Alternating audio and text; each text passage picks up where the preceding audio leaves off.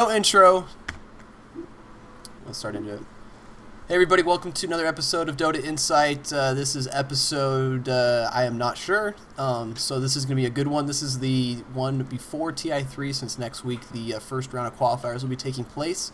And we actually have a very good cast right now because about 10 minutes ago it was just Kenny and I, and somehow we've doubled. So today our special guest, you would know him as someone in chat put it, that dude from Reddit. We got Reaver. Thank you for coming on, man. How's it going so far on your Saturday? It's going good. Yeah, I'm mostly known as the notorious Redditor. But Nothing wrong with that. it's a really easy job. All you have to do is go on a website once in a while. Very good. Well, it's great to have you on today. And also we have Hector, who's sitting in the cave as always. Got nothing for me? Not even a hello. I'm happy to be here. Nothing? Finch, I love you long time. All right, thank you. you. How about that? That's and, good. And That's then also bueno. repping the blue shirt today, myself and Kenny. So Kenny wearing the blue shirt as always. Thanks for coming, Kenny. How was your wonderful lunch right before this? Oh, great. Except over here, it's dinner. We're Dinner? kind of It's only we're kind 2 of a little o'clock. we're kind of a little ahead of time on you, so That's right. You guys are in the future. our meals are mixed up. Yeah. So if you want me to look up any lottery tickets, any winnings, you can get ready to place your bets after the show, and I can fill you in on all the numbers that we're drawing. All right, that sounds great. It works like that, right? Yeah, just like that. Yeah, it makes total Okay. sense. So yeah, today's is gonna be we're gonna talk about the TI3 kind of upcoming and what our thoughts, all that sort of good stuff. There wasn't too much news this week, so we won't spend too much time doing that. And also Travis, you might know him as Mott. He was supposed to be here, but he's actually doing a charity stream. So turns out charity is a pretty good thing, and he will be finishing that up. And if he finishes in time, he'll jump over. If not, we'll grab him next time he's available, and we'll get his thoughts on the TI3 stuff. So right away, let's just jump right into some exciting news that we have. This time we have no intro. Next week we will have a fancy intro, as Kenny teased and before the show. So I guess when you put this on YouTube, it'll be cut. But we do have a new intro with fancy graphics and fancy music and all that kind of fancy stuff. Already whipped up. It just needs the finishing touches. So next week it'll be good to go. And then also on top of that, if you re-listen to the show last time I was on, I've had a lot of life crap the past couple weeks. Someone asked what kind of earphones I use, which is Tweaked Audio, and I gave them a shout out. Turns out they listened to the show. They wanted to sponsor the show. So as of very soon, Tweaked Audio is going to be a sponsor of Dota Insight. So once we get that, we'll let you guys know. It's going to be a coupon code. You get 33% off their products, and then a little cut of that comes our way. And I wasn't joking last time that their headphones are actually super awesome. So I think the product code is going to be Dota, but I'm not sure yet. Let me get a confirmation from them. And then next week, when it is good to go, I'll let you guys know, and you can order stuff. It helps us out a lot. I just want to announce it because that was very exciting, and they're actually like super, super cool guys. So let's jump right into other announcements. Hector, do you have one as well? I'm not really sure the degree yet, but Reaver and I will be helping each other in some form or fashion at TI3 in terms of coverage, because unfortunately we had a little bit of an issue with our website that has been in production. So our web dev guys haven't really quite completed our site, so we don't really have a place to store all our stuff. So I know Reddit is doing something this year in terms of covering TI3, and we will as well.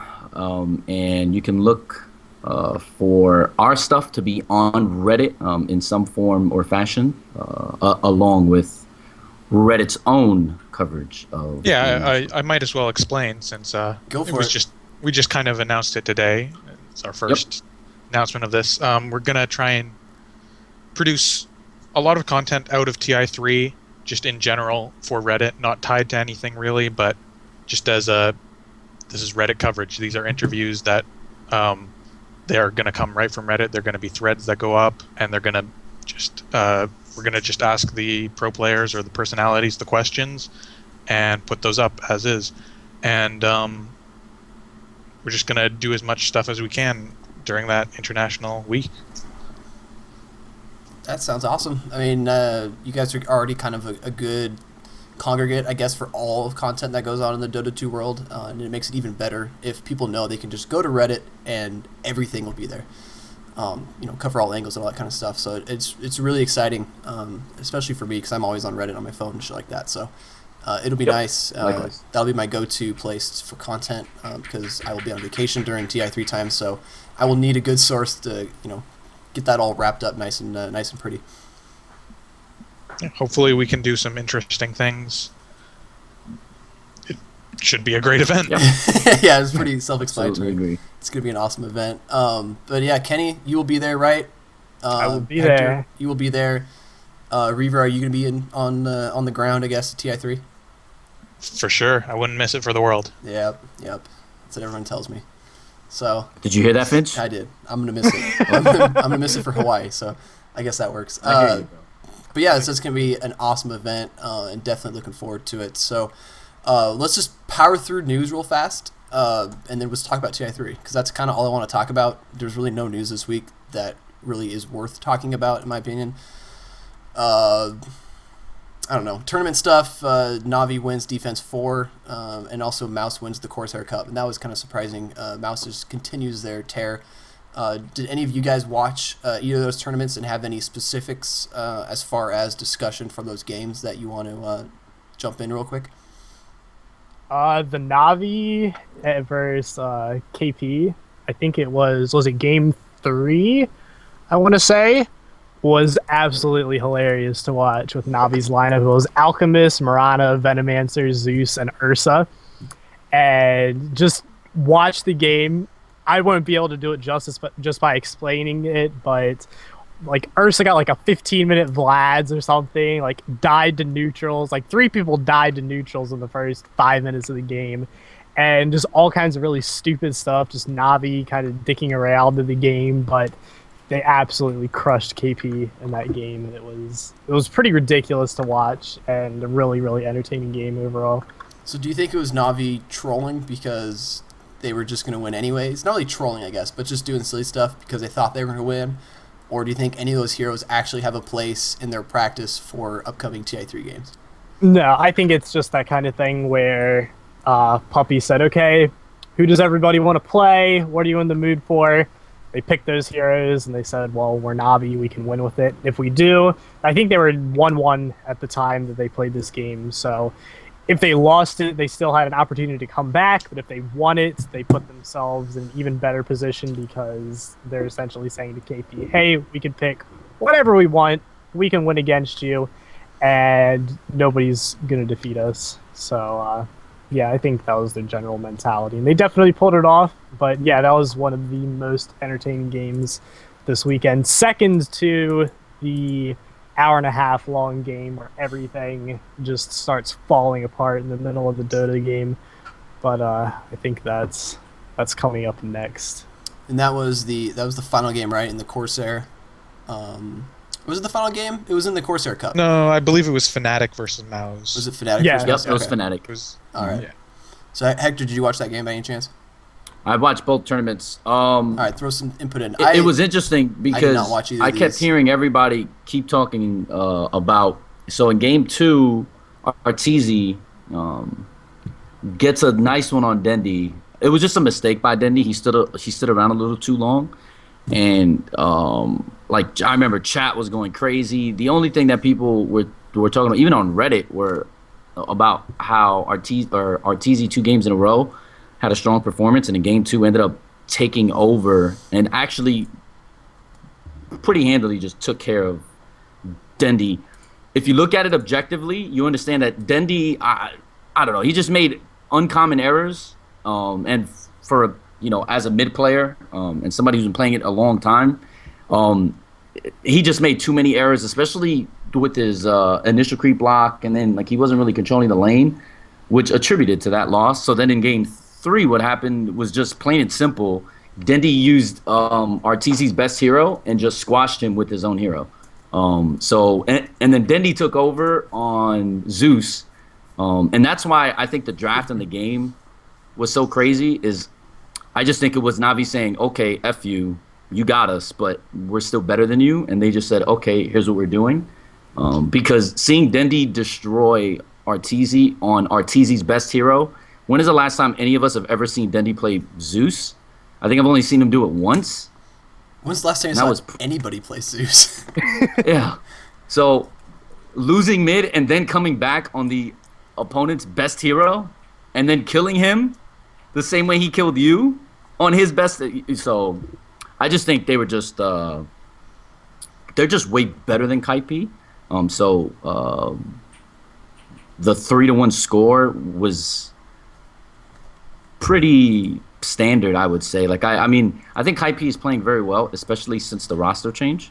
Although I do think the roster change is hurting them, but they're still a good team. I just don't think they're on that level. But I thought it was hilarious seeing the fact that Dendy was. I could tell as a competitor he was ticked off because I know he asked for Zeus. Like there's no other explanation for that draft coming out the way that it came out. I think more than anything, Na'Vi versus Kaipi, it's that no team at the International is going to reveal any good Yep. stock standard, or it's going to be stupid. And Na'Vi's not all that great at playing standard, so I guess they went with stupid. And they just picked the craziest things they could think of and wanted to see where it could go. I will say, though, you were talking about Arteezy, and I know Arteezy gets a lot of shit, and rightfully so, because he talks plenty of shit in even games that are broadcasted on Twitch and all kinds of stuff, and we all know about that, but Arteezy has a hell of a career ahead of him. I mean, he's still in high school. I think he's, 16, 17 years old, but he's super talented. He's got a ton of potential. And I think once he gets a little bit of that growing up behind him and is less typing shit in chat, 1v1 me, and stuff like that, I think that he will definitely be a hell of a player, even more so than he is right now. And, I mean, the kid's definitely got a really, really good career ahead of him in Dota. Oh, yeah, it's just part of the age thing. I mean, when you're that age, that's kind of stuff that, I don't know. Like, there's a certain point in your life you hit and you're like, yeah, I can't do this if I want to be taken seriously and get money and get paid. And we saw that kind of happen to Come With Me, because he also got kicked out of Kaipe this week.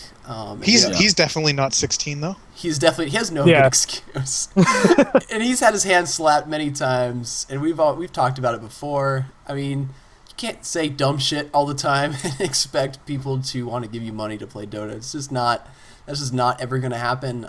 So I'm just kind of rolling to this next news story of the week. I think this was inevitable. It was going to happen sooner or later. And I think actually Kaipe might be sponsorable now without Come With Me.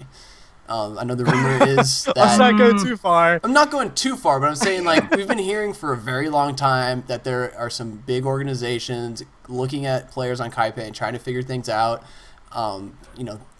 We've been hearing those rumors for a long time that they have potential and all this kind of stuff. But I think Come With Me was kind of the barrier to that of well, shit, he's going to say something dumb sooner or later. Do we want to invest in someone like that? And if it's, this thing is true that Sing Sing's, stepping in, taking his spot, I don't see Sing Sing breaking off from the whole QPad situation, but that's a whole story for a different day. But yeah, Hector, don't you agree with me? It was kind of a nasty situation having Come With Me there on Kaipe. It was like a group of bad personalities that didn't help each other, that's for sure. Yeah, I constantly say this in regards to personalities. So, EG struggles with this too, right? You can only have one. I call them irrational confidence guys. Like me and Thomas, as a matter of fact, always use this term. So these are the guys that you play ball with, and they jack from half court and think that these shots are going to go in all the time, and they think they're really cool and stuff, instead of just trying to play within a team. And you can have one irrational confidence guy because those are the guys that make plays. And sometimes, RLTK is arguably the biggest example that we have. Sometimes they make amazing stuff happen and they single-handedly win games. And then arguably other times they cost you games. When you have multiple people like that on a roster, it's very divisive. And there's a delicate balance with team chemistry because too many heads will clash. And that happens... And that happened a lot with Eternal Envy and Come With Me. I've spoken to them both since. And I agree with what you're saying in terms of Come With Me, but I also feel like they still have a problem with another personality on that team. And I don't think that's one that Sing Sing will help because Who would be that other personality? I don't know. That's actually. I don't think it's just one other personality. I mean, Ii-Sama can definitely stir some shit up. I mean, Arteezy's thing is he just talks a lot of trash, and though I don't really particularly like it, it's not in my taste. I'd don't say mind no it 'cause more it's- than IX Mike on a good day. Yes, that's my point. I don't think he's any worse than some of the other professionals. So I think that you know, although we can say he talks a lot of trash, blah blah blah, he's not as bad as some others. And trash talk isn't the problem. Like it's cool to trash talk other players. Like I mean, it is what it is. What's gonna happen? Like they're not gonna want to scrim with you.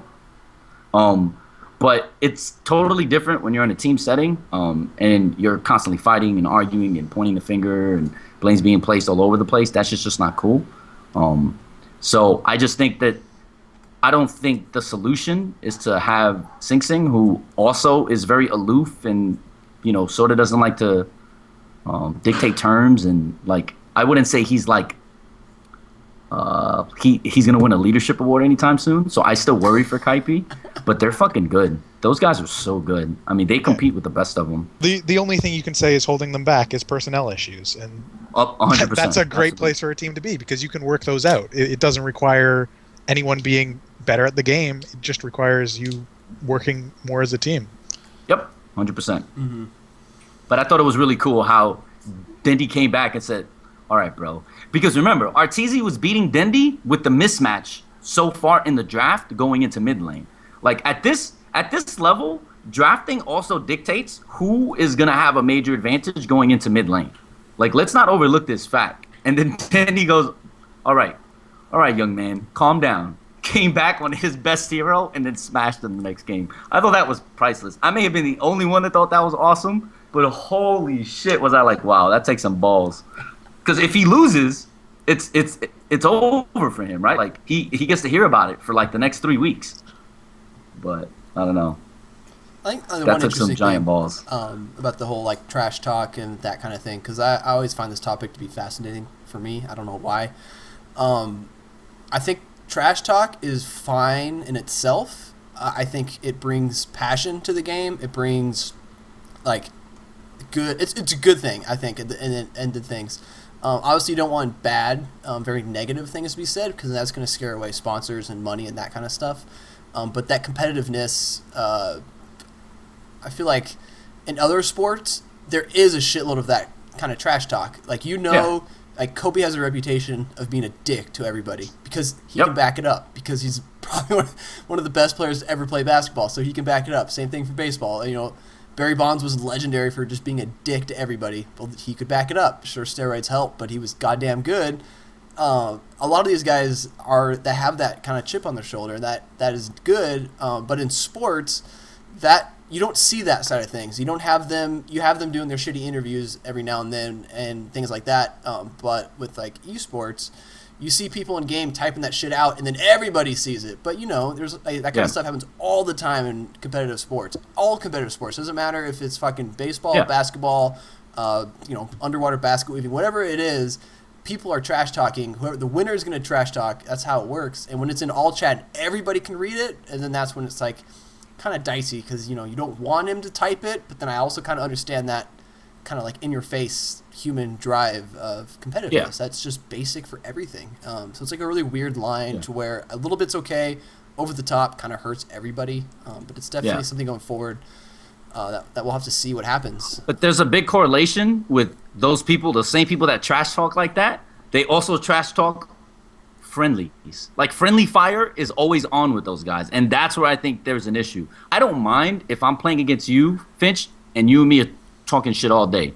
But then if something goes wrong, right, to be like, hey, Loud, you suck. And he's on my team. Thanks. That's where it becomes a problem. And it's not that it happens exactly that way.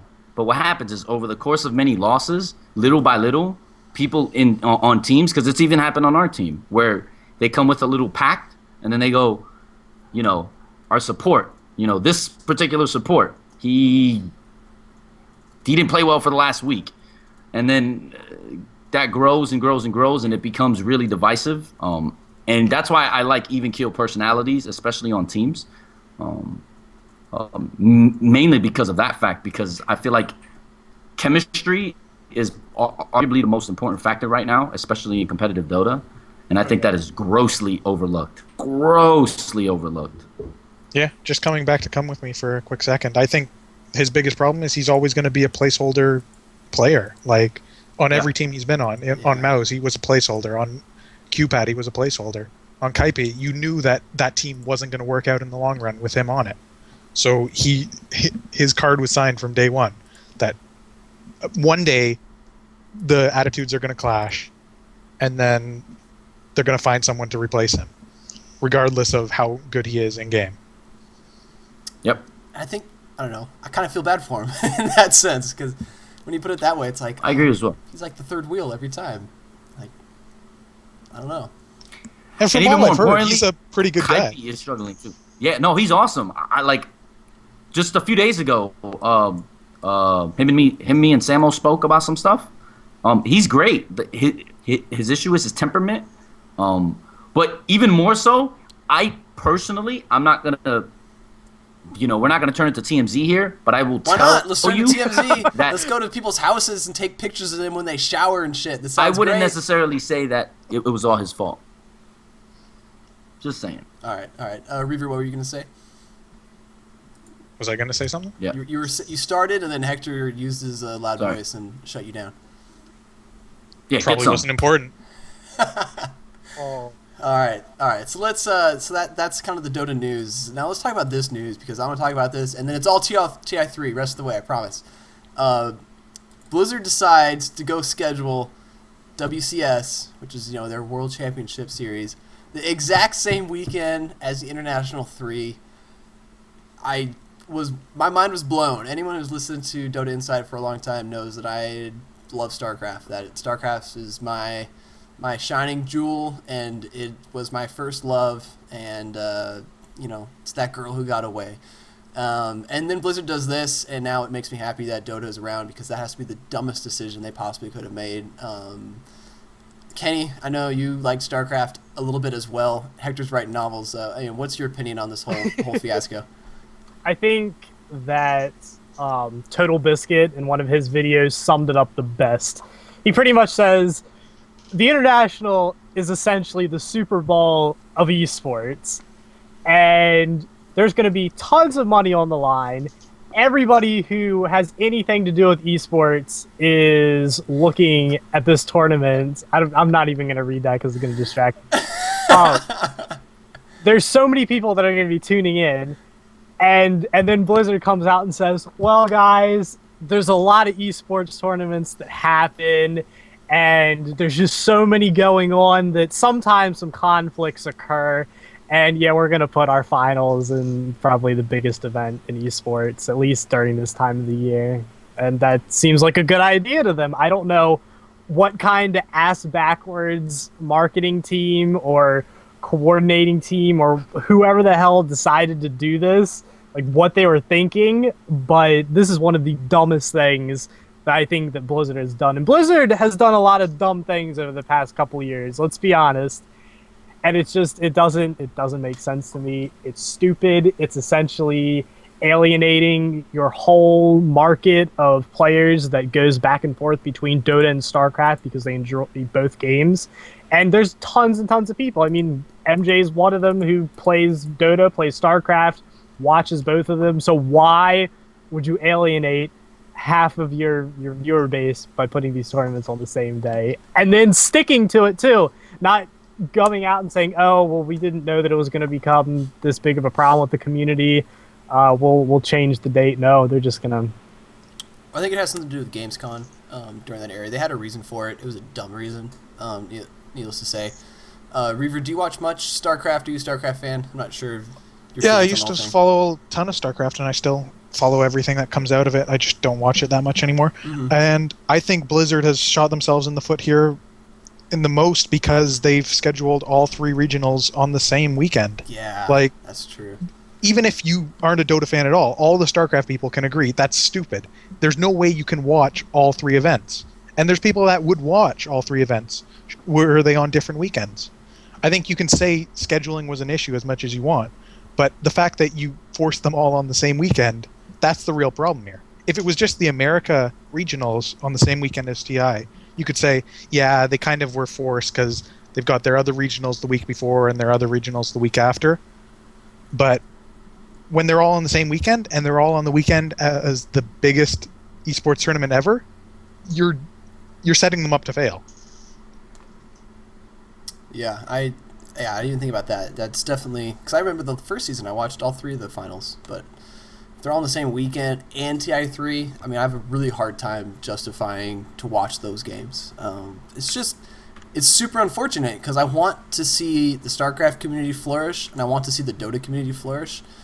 There was a bad decision here. It looks like, not to say that the Dota community is not going to be unhurt by this, because there are some people who, for me personally, Dota is my number 1 game, StarCraft's my number 2. So if you had to give me a choice between WCS, International 3, I'm picking International 3. There's going to be a bunch of people who might have StarCraft as their number 1 game, with their Dota the number 2 game, and now they're not going to watch TI3, maybe not as much, because they're going to prioritize the WCS stuff. Where if they would have scheduled it a week before or a week later, they would have spent 100% of the time on TI3, 100% of the time on WCS. Everybody got bigger numbers for viewers and more discussion and more talk and all that sort of stuff. Hector, do you want to weigh in on this? You're the last one. I think you're muted. Oh.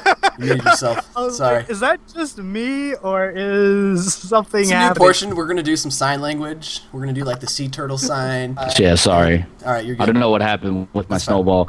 I'm not going to harp on it on the same way that Total Biscuit did it and everyone else's. The thing I will say is, here's some interesting points that I've realized, and I thought it's pretty crazy. So it either takes complete ineptitude from the event planner in general that works for Blizzard, or complete total confidence in their ability to outperform TI3, however stupid that may be. Because can you guys think of a time where competitors will compete at a disadvantage in the way that Blizzard is going to open their WCS, and yet it seemed completely avoidable? Like, that's like going into the Spartans, right? Saying, hey, bro, we only have 300, but I think at the Battle with Thermopylae, we could beat you with our 300. It's like, are you kidding me? Like, how dumb is that shit? I honestly, personally, have to say that I think it's good for Dota. I was talking with Sam about this, so I told Samo, I was like, I think this is good for Dota. I think it's bad for esports in general. I think it's good for Dota. I think it's good for Dota for 2 reasons. One, when people so perception is reality, right? That's like a famous saying. Yeah. Mm-hmm. But it holds true. Why? Because now in people's mind, is StarCraft the biggest esport? When TI3 comes around and outperforms in terms of viewership, right? It already outperforms in terms of monetary value. But now it's touching on something different. Now it's touching on what perceived, right, popularity. StarCraft can no longer say we're the biggest esport. Why? Because the numbers don't dictate that anymore. I think Blizzard literally just shot themselves in the foot, and it seems like they're okay with it. And I think that is the most mind-boggling thing on the planet, because I'm like, why would you do this? Especially considering Dota 2 is still in its infancy. Like, it's like the meteoric rise hasn't stopped. They haven't begun to plateau. So I think it's crazy that they thought that this was a good idea. And then the other overwhelmingly popular thing is how much traffic is going to come from the StarCraft community on its own. StarCraft people were saying, hey, I'm going to watch the International 3. When is the last time you've heard notable Dota personalities saying, hey, I'm going to go watch, League of Legends or MLG for StarCraft? Even if they may do so, when have you heard an saturated amount of personalities, from casters to players, say, hey, look, I'm sorry, bro, but I'm going to watch TI3. And they're from that community. This thing, oh, man. I don't feel bad for Blizzard, but I can tell you one thing, that they gave Valve, super publicity, and Valve didn't even pay a dime for it. That's, the best sort of marketing. A dime for any of their publicity, and they just keep getting it. It's unbelievable. So, I don't know. But yeah, if you want to hear some great points, Total Biscuit did this like full featured thing, like a whole show on it for like 15 minutes where he goes off. Because remember, like him, I have my own team, but I have my own team in this community. But I mean, he was talking from a fan perspective, caster perspective, owner perspective, and I mean, his points were just dead on. And I think the craziest line that I remember was like, he's like, I own a team, I have vested interest in this, and I won't even be watching. And I think you can't you can't surmise it any better than that. And that, I mean, that's all she wrote. I think, I mean, it's not going to be the end of StarCraft, but holy crap. Does that mean that Dota 2's popularity goes way up after TI3? Absolutely, especially from the StarCraft community. Yeah, definitely so. We saw today, I think Matt was saying we hit almost like 4 million unique players. We're almost there. I think we hit a new record for concurrence today. Like we're just, the Dota community obviously is on the rise. We're going up and up and up. So let's not beat this topic to death. Do we have anybody else want to last bit things to throw in? It's going to be 5 million. 5 million unique players this month. We're going to hit it before TI3. 5 million? Oh, yeah. That's we'll a hit it within the next lot of couple people. days. It's a lot of people. We're 20K off of it, so it's Oh, happening. yeah. It'll happen. That's and craziness. did we say that we hit 400 concurrent players, 400,000? Yeah, I think that was the new record, right? It was like 415 or something like that. I thought it was like 430 something. Maybe it was 415. I don't know. Just stupid. It's a lot. It's a lot of people. I thought for sure the game would go, live, and we wouldn't get that much of a bump. And the bump right now is absolutely massive. Well, the bump's And going the to come thing at is- TI, I think. Yeah, I think It's not the I think so, natural too. game release, and then it gets big. It's the natural game is released, then it gets brought out to everyone. Then anyone can just click a button and play it. Yeah, it's crazy. What was the queue at? It was like 100,000 or something like Yeah. that the other day. I mean, when people watch TI3, they're gonna want to play. It's gonna be big. Actually, one thing that's kind of interesting. I don't know if you guys have noticed it yet. Have you been having not problems with the matchmaking, but definitely seen like an influx of people that you're playing with who are a lot lower, not skill wise, but game wise. Like I played a game the other day. Normally, if I solo queue, I'm usually in like high bracket, and I was playing with a dude who had 4 wins. Like, totally odd. And I mean, have you guys had that problem at all? I haven't had that problem, but I've had a lot of Dota 2 network is down, and that Okay. kind of issue. Yeah. And it hasn't been super like every hour, on the hour type of thing, but since the release, it's definitely been pretty consistent. Like it'll go down a couple times a day. So Tom and I had lunch today, and we were speaking about the same thing. So I've been seeing an influx in lower brackets of players that really have no idea what they're doing. And this goes back to what me and you have been discussing, either in Flipside chat or just personally, how the tutorial system is a complete mockery of the game, and it really is only going to do nothing but hurt Dota 2, because you have all these players following the tutorial like in 100% like blind faith. And then the arguments that happen amongst the low-level players is really just going to people's perception of our community is going to inevitably be, because of this, that we have just as bad a community as like League of Legends and all this other stuff. But I think it has more to do with the fact that players that have been playing around, that maybe have been playing longer but just are not that good, are going to be matched with and paired with players that are literally new to the game. And then when they see these builds, they're going to be like, what the heck is going on? And it's just going to start chaos, because like at lower brackets, so an example I got was like, he was saying, hey man, like I know you won't get this in higher brackets, but like I feel like sometimes who I'm playing against is like they just started the game. Like, it's so weird. Like 3 weeks ago, I was getting my butt whooped in this bracket. Now I'm like, is this guy serious? Is this a passive bot? And this isn't just from one person. I've been hearing this because, remember, most of the Dota 101 community, they're still in like the intermediate bracket at best. So I obviously have a bunch of conversations with our fans and people that show up in the in-house and stuff. And this is a real thing. Like, they're like, hey, bro, I'm playing against people that, like, can't even, like, tie their shoes. And I'm like, uh-oh, it has begun. Yeah, but I think it's not necessarily a bad thing. I think the one bummer is if people go into it and just get stomped, they're gonna be bummed. Most of the people that I've talked to that are new, I think maybe I've gotten lucky is they figured out. Like the dude who had 4 wins said he like played a shitload of Dota 1, and he was like very honest up front. He's like, "Hey guys, like I'm new to this game. Like I've played a shitload of Dota, but this is my handful of Dota 2 games." And I think he won every game before that, so that's why he was placed like a little bit higher up the totem pole. But he was like super cool about it and nice, so like wasn't a big deal. But then another game I had one dude who had probably about I don't know how many wins, but not much. Like he definitely was a new player, and he did exactly what you're talking about. He was building Juggernaut with a Battle Fury, and you know how much I hate Battle Fury Juggernaut, but he was doing it at 35 minutes, and he was saying like, no, this is what I'm doing. And I'm like, well, no, just like build a Desolator. If you build a Desolator, we can win. He's like, no, I'm building a Battle Fury. End of story. And I was like, okay, like that's weird. And I looked at his profile. I'm like, well, you're kind of new. Like, let me explain to you why you don't want to build a Battle Fury at 35 minutes. So it's definitely, I don't want people to build Arcane Boots on Sniper and think that is the best idea every time. It's just going to hurt them in the long run, and it's going to cause a little bit of animosity, which we don't need. Reaver, why don't you chime in on this? Have you had any matchmaking woes or problems? See, for all the time I've been in the Dota 2 beta and now in the game, I've never had any issues with matchmaking. Like, I've always heard stories, everyone, there's all these noobs in my game.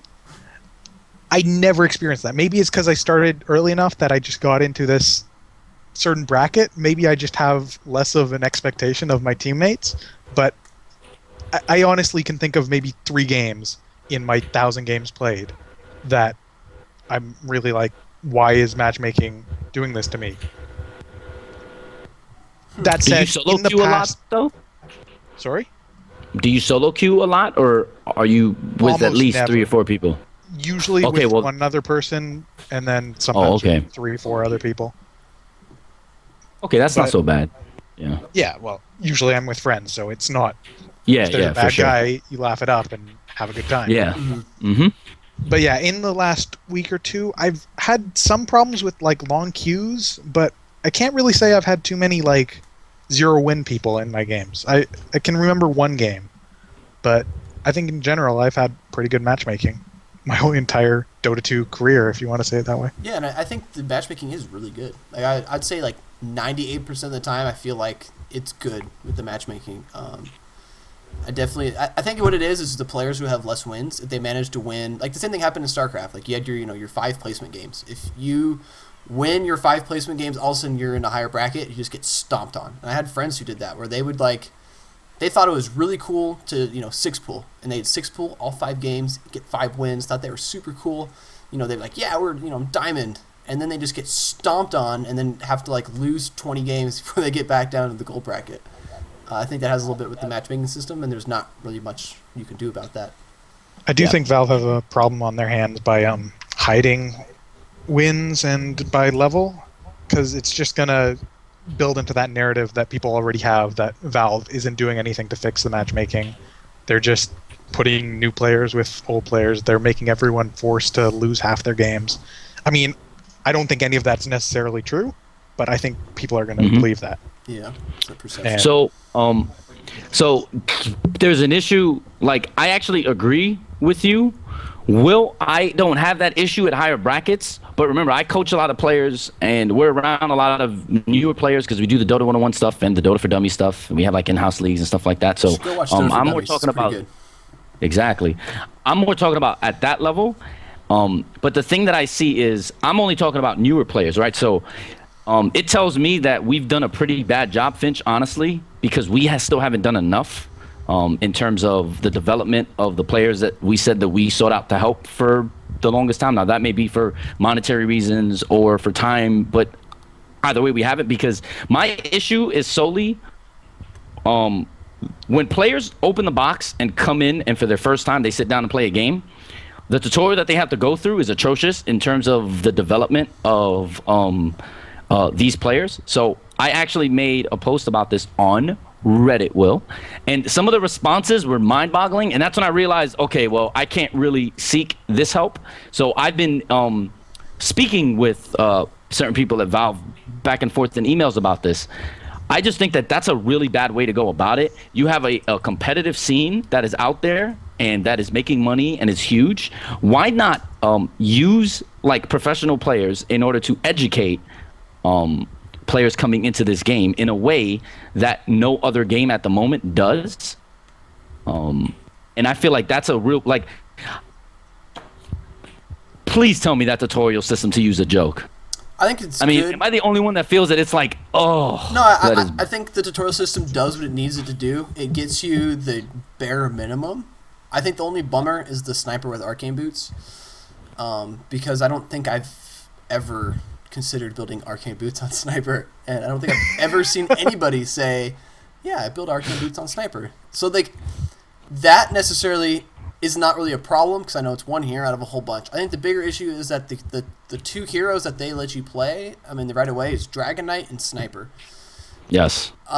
Both those heroes have this really weird curve where if you're in the very low bottom tier, they're very easy. Like Skeleton King can also be thrown in that mix. They're very simple. You just have a couple abilities. You just got to get your items.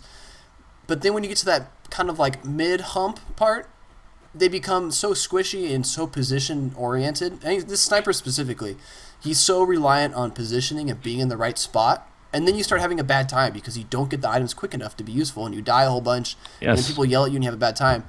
And then, higher up, once you figure that kind of stuff out, he becomes a good hero.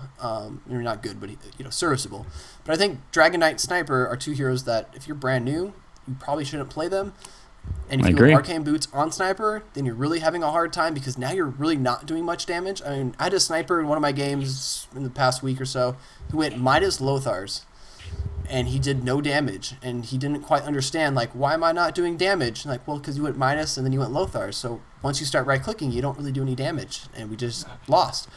And not to say he was a tutorial player, but it's definitely that idea of it's not really getting in the thing. Well, if you start the tutorial with maybe like Lich and Tidehunter, that's a different story. Like I can play Tidehunter, I can suck for 45 minutes, but if I hit R, I can win the game for my team. And that's where I have the problem with the tutorial. All day. Oh, I mean, you preach it to the choir on that one. Yeah. I don't know. I just feel like I have such major issues with things like that because I feel as if we have like a leg up. So like even in the same thing in those same posts about Blizzard and WCS, people were saying how cool Dota is because it has Dota TV and it has all these features where like you can watch TI, right? You can have the casters in your ear, you can watch TI, and then you can also watch the players and exactly how they're moving and where their camera is, where their mouse cursor is while they're playing in these games. And like everyone was talking about how awesome that is. And I'm like, yes. Now, would you imagine if that Learn tab was actually useful?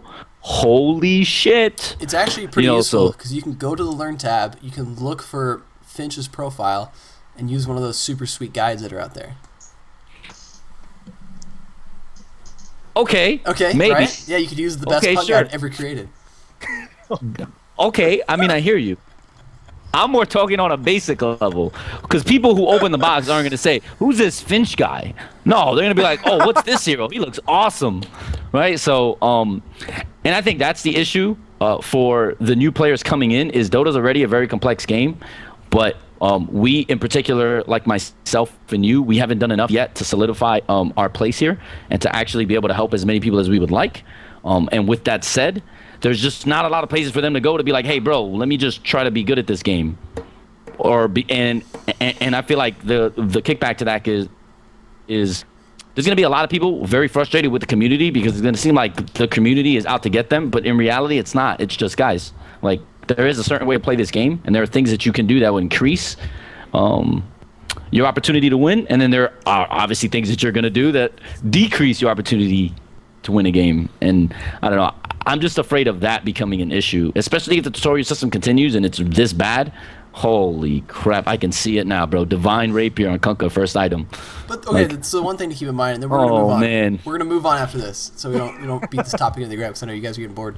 Think about the grand scheme of things of Dota. So the tutorial is what? Such a small, tiny percentage of what the game is going to be, and the amount of people. Think about the amount of people who are going to go through that tutorial compared to the people who are going to be like Dota players. Like, it's such a small number that doesn't really justify them spending a whole bunch of time and effort. And Are you crazy? I mean, I think that it is needed, but to the sense of you just need enough to get people to go, huh, I like this Dota thing, and then continue playing. Like, there's always going to be people who play at a lower tier and are totally cool with it. Like in StarCraft, there's a shitload of people who are like, I'm Silver League and I'm proud. I was never one of those people because I wanted to like grind replays and analyze build orders and like, how can I get promoted to Grandmaster and all that kind of bullshit. But there's some people who are like, I'm totally fine just playing Silver for 2 years. And I have a lot of friends who still play StarCraft that are like, yeah, it's fine. It's not a big deal. Like, we have fun with the game. And I think there's a big segment of those people in Dota who the tutorial works fine for them because they know how to last hit, they know how to deny, and they hear some cool voice acting. They don't ever give a shit if they ever hit high tier. They just want to be low tier forever. But let's not overestimate the amount of players. We're just talking about 500,000, right? We're about to hit the 500,000 mark. That's not a lot of players. As a matter of fact, within the next 2 or 3 years, Dota will have, if we look at the state of the game and since its release, right? How many accounts are there for StarCraft 2? There's over 5 million accounts. There will be more than 500,000 players that will see that tutorial. And that, I think, is the premise of this whole discussion. Right, but I think out of those, is that more people will see that. And that's going to be a very small percentage of those people that go through the tutorial and go, this tutorial sucks, and then just never play Dota ever again. I think the people who... It'll hook enough people. That I feel like it's sufficient. It can be better, yes, but it also could be way worse and have no tutorial at all. I mean, look at League of Legends. Have you ever played their tutorial? They've done pretty damn good getting players. Their tutorial is a one-lane map, and it just teaches you how to move around and cast your spells. But you also know that the one thing they say is the one thing that they say is the community's awful, and there's all these fights and there's all these issues. But that's what I'm talking about. Well, but that's a part of it. Internet is awful. That's a part of it. Is what I'm saying. Okay. Well, I don't know. I don't disagree with you there. All I'm trying to say is that the big issue that we have is you say that 2 million people will go through there and watch it and they're not going to know it's bad. That's the point. They're going to step into the game and reenact those same builds and do these same things. And then they're not going to get outcomes that they would like. And they're not going to get feedback that they would like. And that inherently is the root of the issue. Well, I think that Asher Fitz in chat hit the nail on the head. He said the tutorial should teach mechanics, not builds. And I think that in terms of teaching you how to move around the map, how to actually do the most basic things in Dota, how to level up your skills, how to cast skills, how to open up the shop, how to buy items from the shop, that there is a little mini-map down in the corner. I think that it does that great, and that's all it needs to be taken for it. In terms of builds and what you're actually supposed to be doing in the game, yeah, it's absolute shit. But it does what it's supposed to do in terms of letting you know how to mechanically play the game and actually interact with your hero and actually do things around the map. Yeah, if that was their approach, I agree with you. Like, for the basics, absolutely, it's awesome. 100% agree with you there. All right, so let's not just beat this topic anymore. Reaver, do you have any last thoughts? So you've been quiet for the last few minutes. I'll just say I agree more with Kenny that this the tutorial is purposefully slow. It's purposefully not very specific. It's just to get people... Well, if they're brand new to the game, there's a ton of things that a veteran player wouldn't even need to think about, but they're going to be serious things for them. Moving Dragonite, leveling up abilities, that's all stuff that we could do second nature, but for a new player, that's already most of what they're getting out of the tutorial. They're not paying attention to what items are even being bought. They're just paying attention to how do I play this game. And then Valve's, I think they've actually done really well in this sense of making it a natural progression. You start with these tutorials, which just get you into the sense of what this game is. Then you actually go into a match, and then you understand how it's played against other people. Well, you go into the mid 1v1. And they ramp you up slowly. Mm-hmm. Yeah. True. I think the tutorial is actually a pretty big success, except for one thing. Most people that started playing Dota started playing because of friends. And the tutorial as it exists now doesn't really allow for that. I think there should be a way to skip the tutorial together and just join some games with your friends. Because that's how, for all of time up till this point, people learn Dota. They joined a game with their friends. They either got stomped by opponents, or they started playing bots for 20 games, and then they got confident enough to queue up for a real match.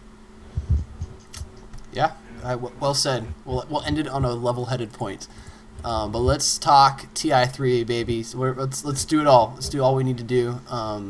Because next week, when the show is supposed to happen, that's when the TI3 qualifiers are happen. So everybody should be watching that. Because why not? It's TI3. So let's the group stage, the days. This is last year. If you remember, the group stages happened first. That happened for the seeding, and then from the seeding, that moved it to the next, like the big main tournament at the Benaroya Hall. So group stages begin August 3rd, 4th, and 5th. That is Saturday, Sunday, Monday. That's going to be 9 a.m. to 10 p.m. So pretty much all day, Saturday, Sunday, and then Monday it's going to be 9 a.m. to 2 p.m. Not so much as far as actual matchups. We're not going to know who's in what groups and that sort of stuff until it gets a little bit closer, but that's when it's going to begin.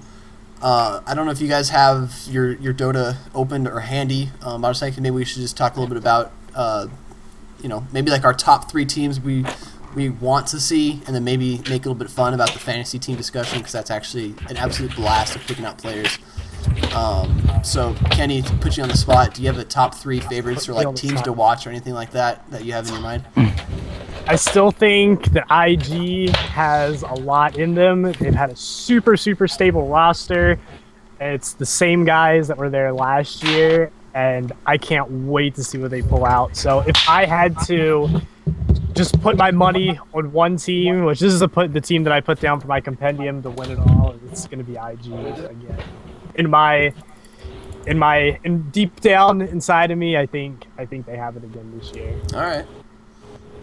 And as for the other 2 teams, I think that Navi is definitely going to be a contender, because Puppy's going to pull out some crazy shit and blow everybody's mind again.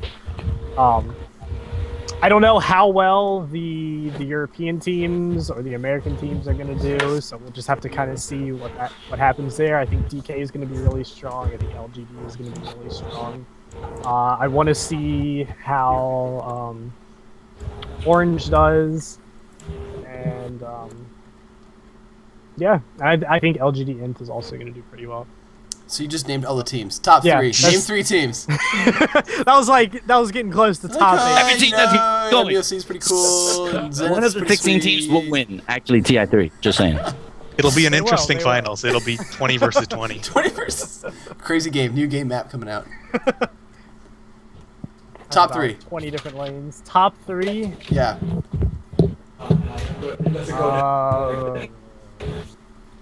I would say.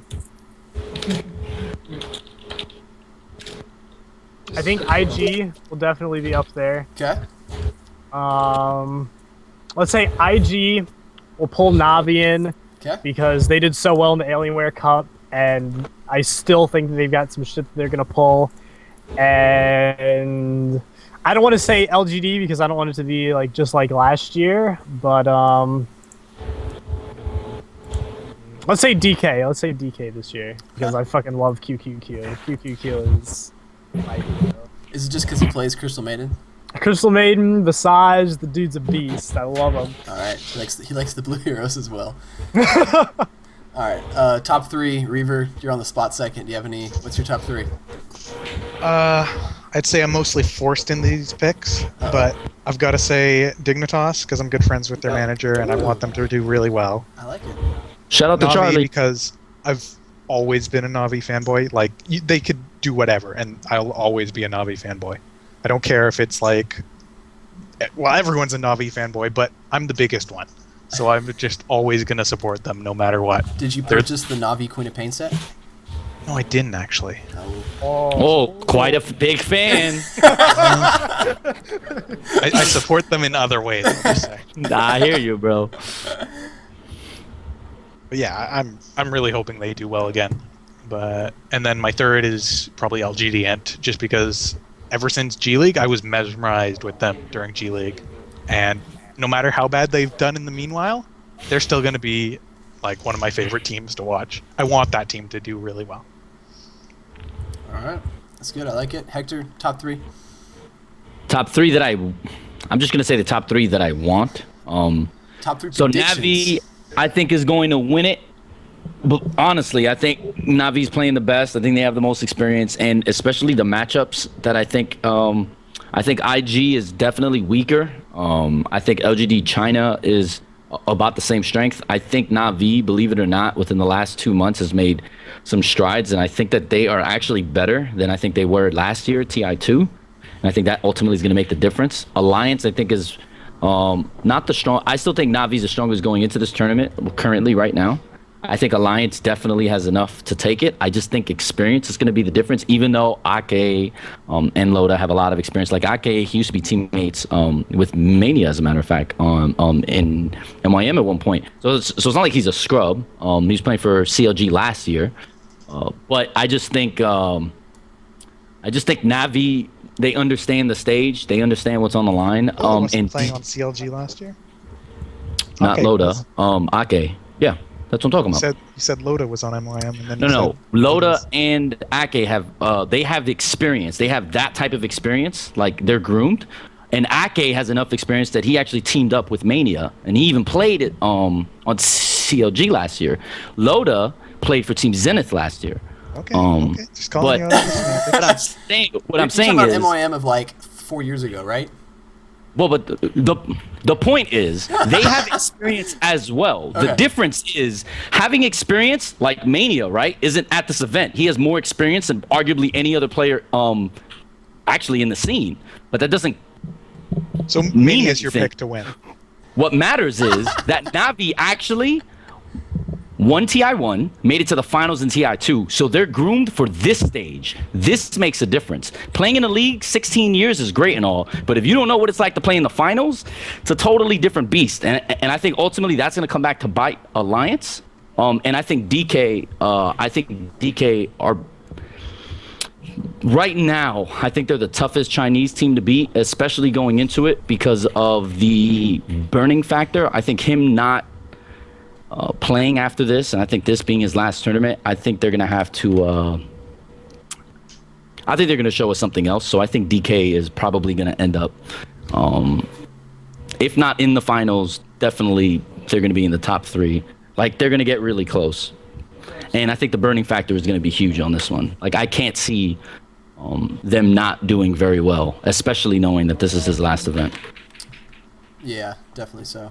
So restate real quick, summarize. Your top 3 was Navi, DK, and what was the third? Alliance. Alliance. All right, I like it. All right, so I had a hard time because there's not like a clear 3 this year. I feel like last year there was. This year it's kind of up in the air. I am an Alliance fanboy. I didn't really realize it until I was filling out my little list thing, and I noticed that like probably 75% of the things were Alliance players. I'm like, oh yeah, I guess I like Alliance pretty well. So I'm still sticking with Alliance. I love watching their play. They're solid. They're stable. I really like Loda. I know a lot of people don't. I feel like he's one of the dudes who's had some bad shit, but I feel like he could back it up. He's been around for a long time. He can bring it when he wants to bring it. He's been through a lot of stuff, and he's kind of a dude I can count on. Same thing with Aki. I think he's just solid. It's just solid every game. Bulldog, you know what you get with Bulldog. You're not going to be surprised. He just is what he is. So I think Alliance is they're my number 1, and then my 2 and 3 I'm going to take DK. I agree with Hector. They're probably the strongest Chinese team coming into this. A little bit because I just like their players more so than any other Chinese team. I love Burning. I really love QQQ, like Kenny said. Super is fun to watch. I think they're just a team that's fun to watch. I like them. I don't know if they're going to win because IG is still so strong. But for me personally, I love watching DK, so I'd love to see them take first or second in this. And then my third team, kind of want to go off the cuff a little bit, Tongfu. I feel like they're the dark horse coming into this thing. Tongfu's beast. I feel like they're beast, but like they haven't shown a ton.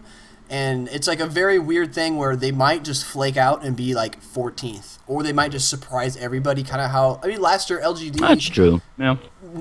Going into the tournament, I don't remember anyone saying LGD is going to win this thing, and then they went 8-0 in the qualifiers or the group stage, and everyone's like, holy shit, like these guys are fucking good. So I think Tongfu has a really strong chance. I really like their team. I'm going to take them as my third one, and we'll have to see. I hate to say it because they might just be last. But you know what? I'd rather pick somebody who's kind of off the cuff because I think they are fun to watch and they have a cool name. I mean, you can use Tong Fu in anything what you're talking about, and people will believe you. So Look, Tong Fu's offlaner won the one-on-one tournament in China, and by the way, the top 2 in the one-on-one tournament were both Tong Fu players. They're mid and they're offlaner. So trust me, that team is good. Yeah. That's a good call. That's definitely a dark horse. I want to see sure. that. And I think the other one that's weird is Orange. I feel like Orange is just kind of always there. People always forget about Orange, but they Mushi all day. They just kind of win. Like I agree. So I'd say if I had to pick one more, they'd be my 4th. So Alliance, I think the parity going into this Tongfu, tournament is amazing. DK. Like I think you're right. You just named like a whole bunch of other teams that we didn't even talk about. Like the parity going into this tournament is unbelievable. Unlike anything I think I've ever seen in sports in general. Like I don't think I've ever seen a tournament with this much parity. It's wide open. And let's not forget about MUFC too with Winter. He's an amazing player, amazing captain. Yeah. Name all the MUFC players right now. We've got Winter, FCFC, too fucking good, Ling, and Guybolitas. I had the Wikipedia page. Okay. Oh. Cheated. That's okay. That's okay. I think Needed to quiz you there. the one team that I'd like to see do really well though is Liquid. I want to see Liquid do really well. But I don't know. I have a hard time putting money on them as a top 3. But they're like the team I'd love to see really do really well. I want to be surprised. So we'll have to wait and see. But let's talk about something important. Fantasy teams. Do you guys all make your fantasy teams yet? Oh yeah. I have the roster. All right. So why don't you go first, Hector? You have the roster to win it all. Fantasy team. Go. Burning and Siler for carries. That's an easy one. All right. Dendy mid because I think he's gonna have the most kills of any mid just because he's so aggressive.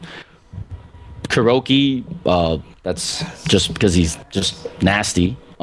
Ake, on my bench, as a solo, Admiral Bulldog, believe it or not, he's gonna make it just because he's like Unicorn on our team. He's just good in one-on-one matchups. Like he doesn't lose lanes no matter who he's up against in one-on-ones, and I think that's gonna come out in TI3 especially because Alliance likes to try lane and aggressive try lane at that. Black for a carry on the bench, and then as a support, believe it or not, I'm going VP's Arzart. I'm going Smile on this one just because VP's so aggressive, and I think he's gonna get a ton of assists and a ton of kills. So that's a roster right there. That is. Oh man, I like it. That's a dream team. Dream team. Reaver, did you finish your fantasy team yet? Yes, I did. My it. fantasy team entitled "America Isn't Supposed to Win." No way. Carries of TC and Havost. Solo Korok.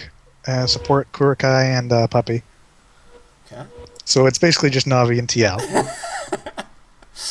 And But, who's on your bench? My bench: Arzart, Yao, and Didi. Yeah, Arzart. I didn't even think about Arzart.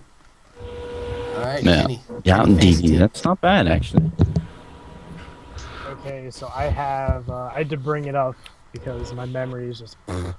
So I got for my carries, I got Black, and because I know that while Mouse is in the tournament, if they can open up space for Black, he's going to get a ton of fantasy points. So banking on that, and then got Dendy for my solo because it's fucking Dendy. He's going to get tons of kills and shit. Then QQQ, my hero from DK, and then DD from LGD Gaming because I've seen him play a sick Shadow Demon, and he gets a ton of kills and barely ever dies, or at least when I've watched him. And then on my bench, I've got Sean and Ferrari from IG, and then Havost from Navi when House Sports is no longer with us.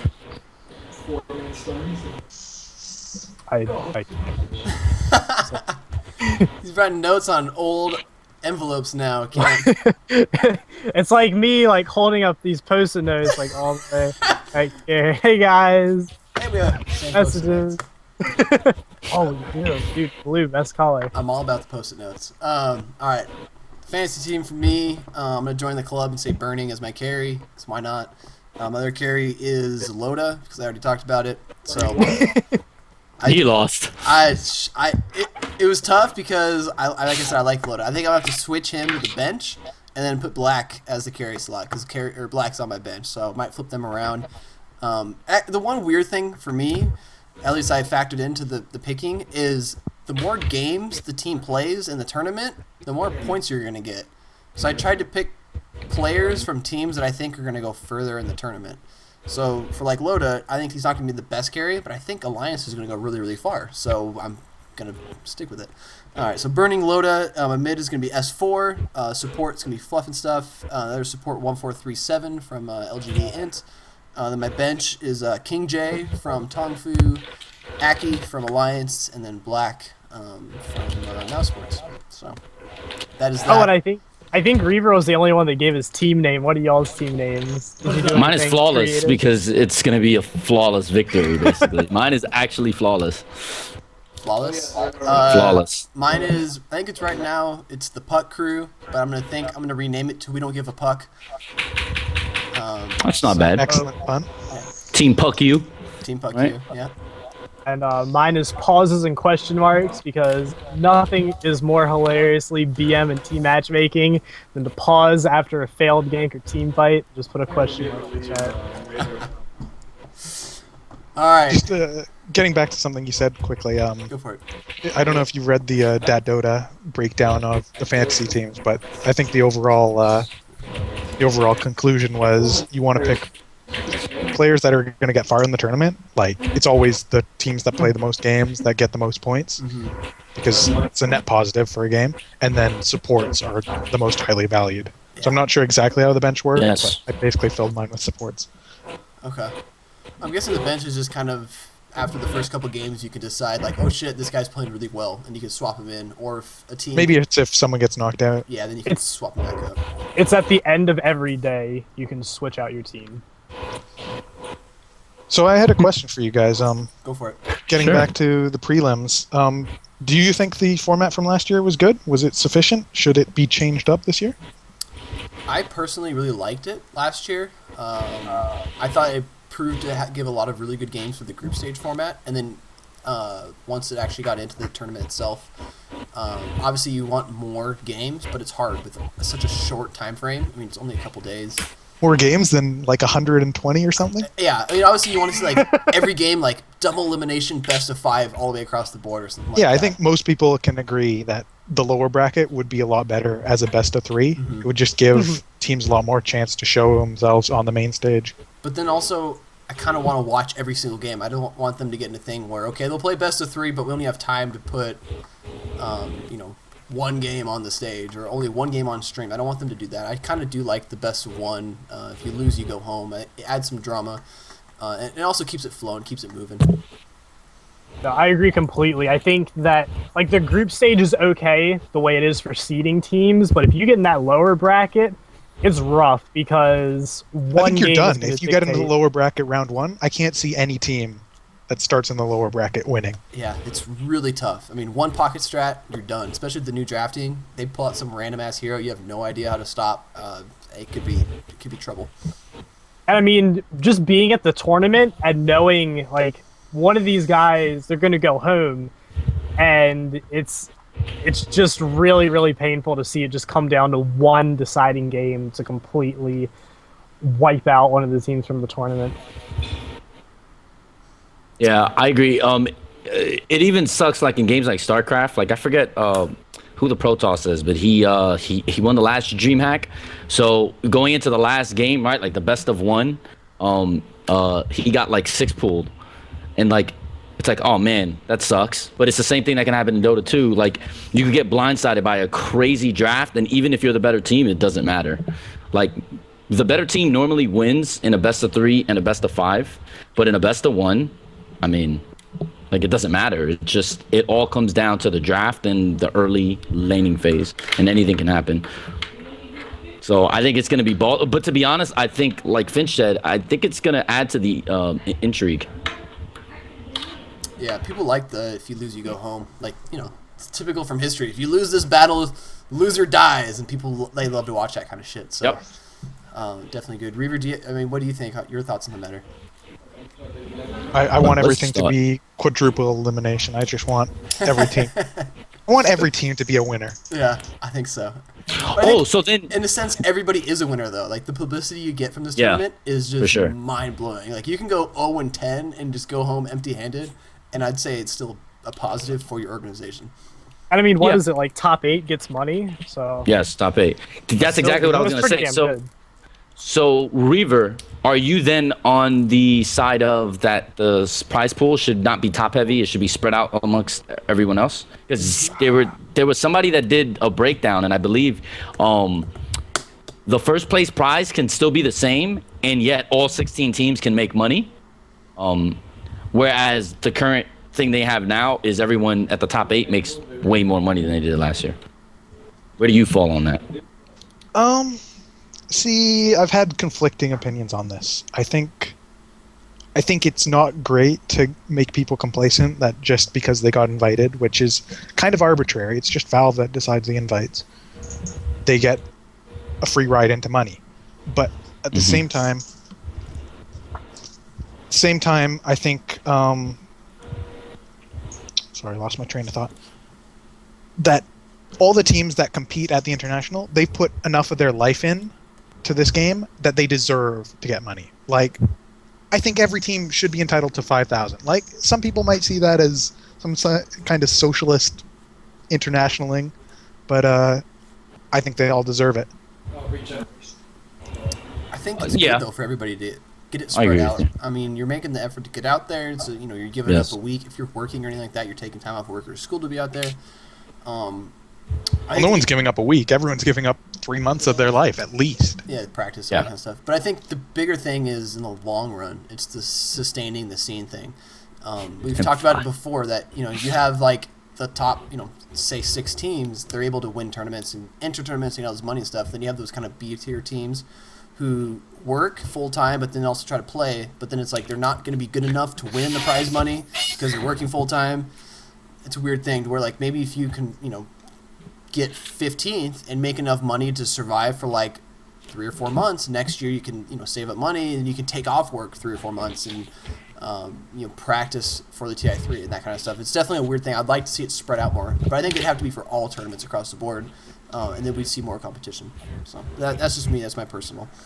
Well, I mean, like, as good as it does sound to say, oh, all these teams are really deserving, they've worked really, really hard, they've boot camped, I still can't help but think back to last year where we have MTW that's just completely falling apart because of internal conflicts.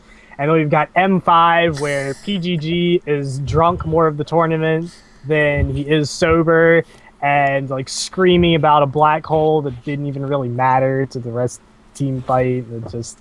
And thinking about teams like that, then I say, oh, well, if you don't get top 8, then you really don't deserve anything because it's a free invite. You don't have to go through qualifiers for these, and you haven't really done anything for that $10,000 or so that they give you.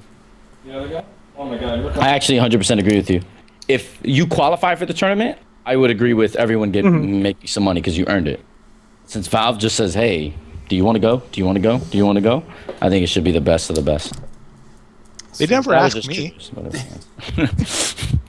Never asked me Yeah. either. I'd go. Didn't ask me either. I'd go, Val. But yeah.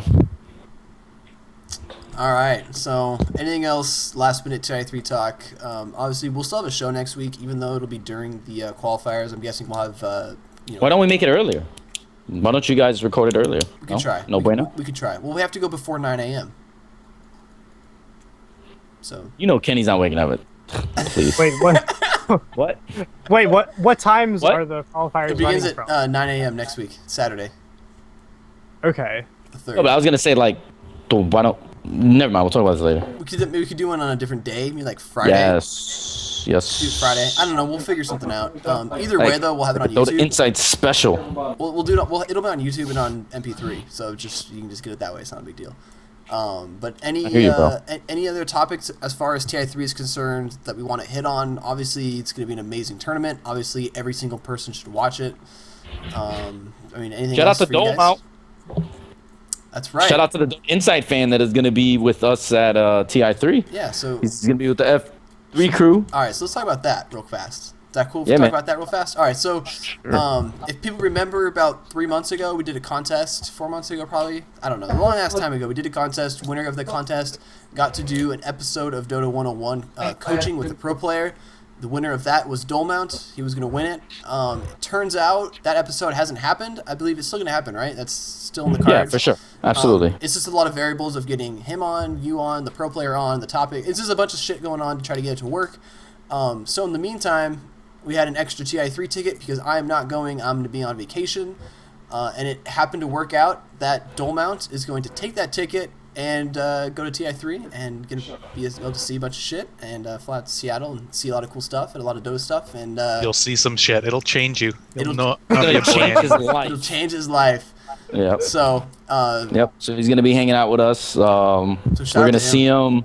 Yeah, man. Dome out. Yeah, he's a nice guy. He was very patient. We just got so busy with the LAN and then starting our own organization and the team and life and all that stuff. But he's been a sport about it. He's been cool. He's been great. So when Finch unfortunately wasn't gonna go, we said, hey, look, we have an extra ticket. So we just basically said, hey, bro, listen, I know we owe you a solid.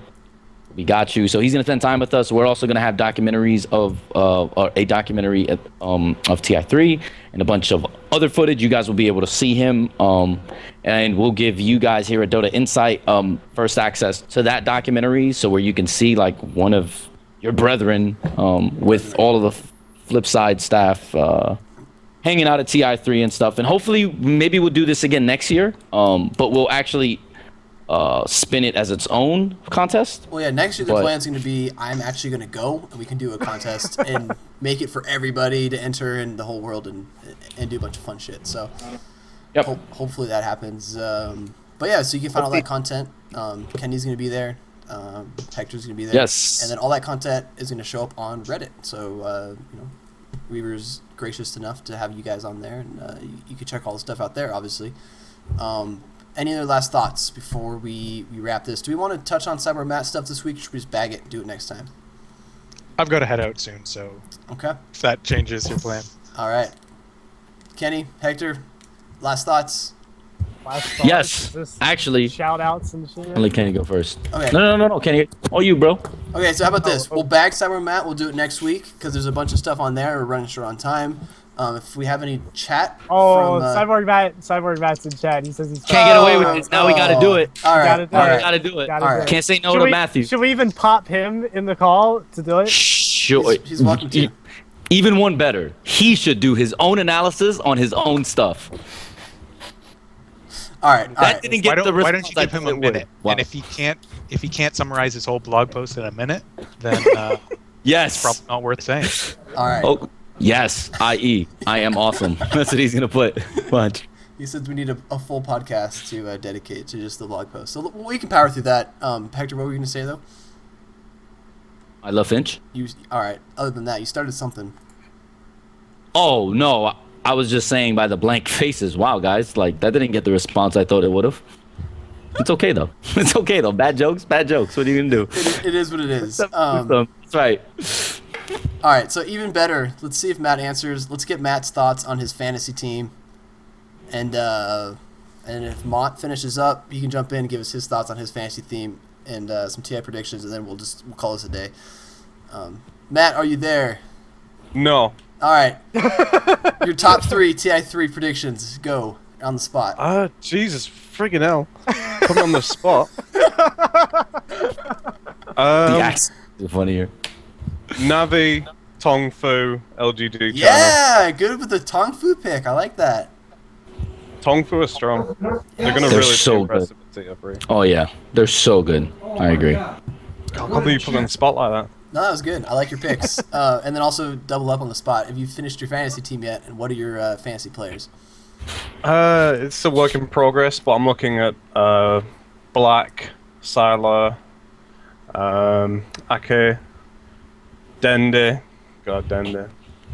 IX Mike's gonna be in there somewhere. I don't know. I'm still working on it. I'm gonna have more than one anyway. I might do like an Eastern one and a Western one, and then a mixed one. I might just buy 10 pages. I don't know. It's like it's like $1. It's like $1 per team. So go crazy. You buy team page, you'll get a reward for it. So That's awesome. So Every team you own, you'll get a reward based on how you did. So it'll be worth it. What's the reward How gonna many be? teams do you have to buy to cover Pots. every possible combination? Because then eventually you're just gonna have the You're best gonna team. win. That's right. You can go Stats ahead major. and try. Yeah, we need It's a gonna be stats awesome. major. Everyone who builds a fantasy team, if you're going TI3, there's gonna be a massive leaderboard there, and everyone's score will be tracked live at the event, just for the people at the event. It's gonna be friggin' amazing. Is that breaking news? Is that exclusive news right there? I'd hinted that on the blog, but whatever. You guys can take it. All right, cool. We'll run with it. Does this mean that you're going Breaking finally? scale. No, it's still in progress, unfortunately. I heard you might be slumming it up with me and my crew last few days. Yeah, I'm trying my might be best a to get there.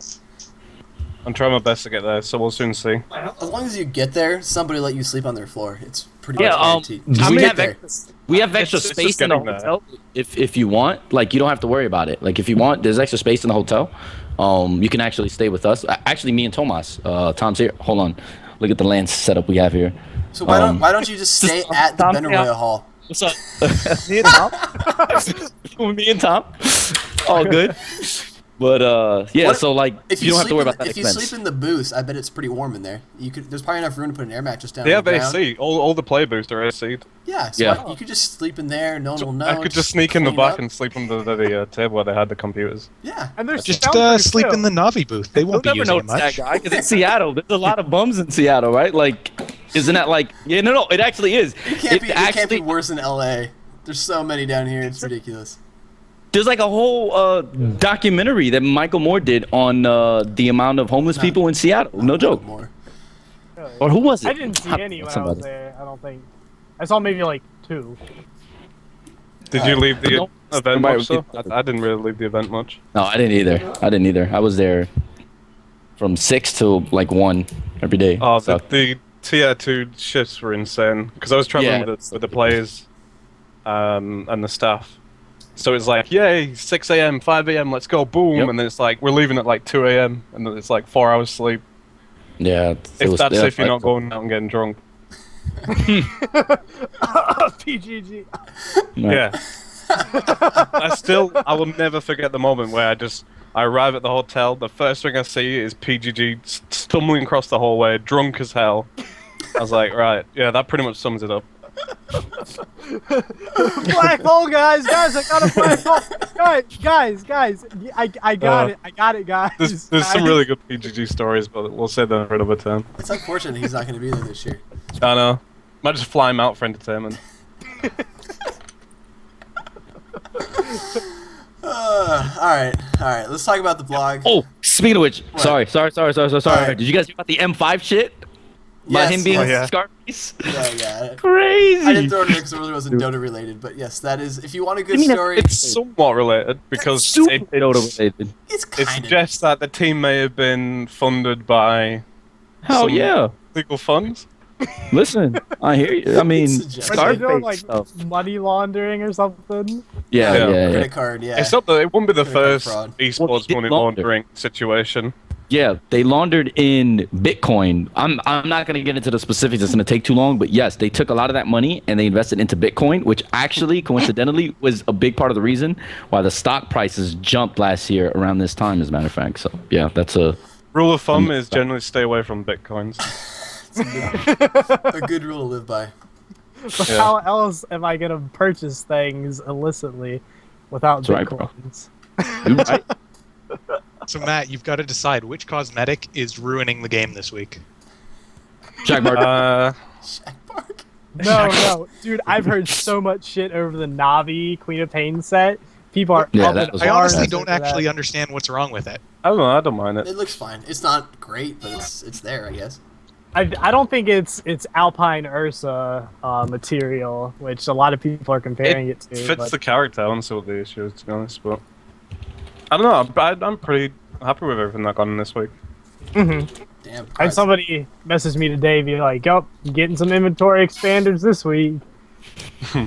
All right, so let's jump over to the blog real quick, and then we can talk about those sets. You realize it's going to take us 10 hours to do this because No, we're gonna rapid fire. We're gonna rapid fire through I've this. actually really got. I get a message early in the week. I'm like, we're sorry in advance. Okay, I'm like, take care. "Why?"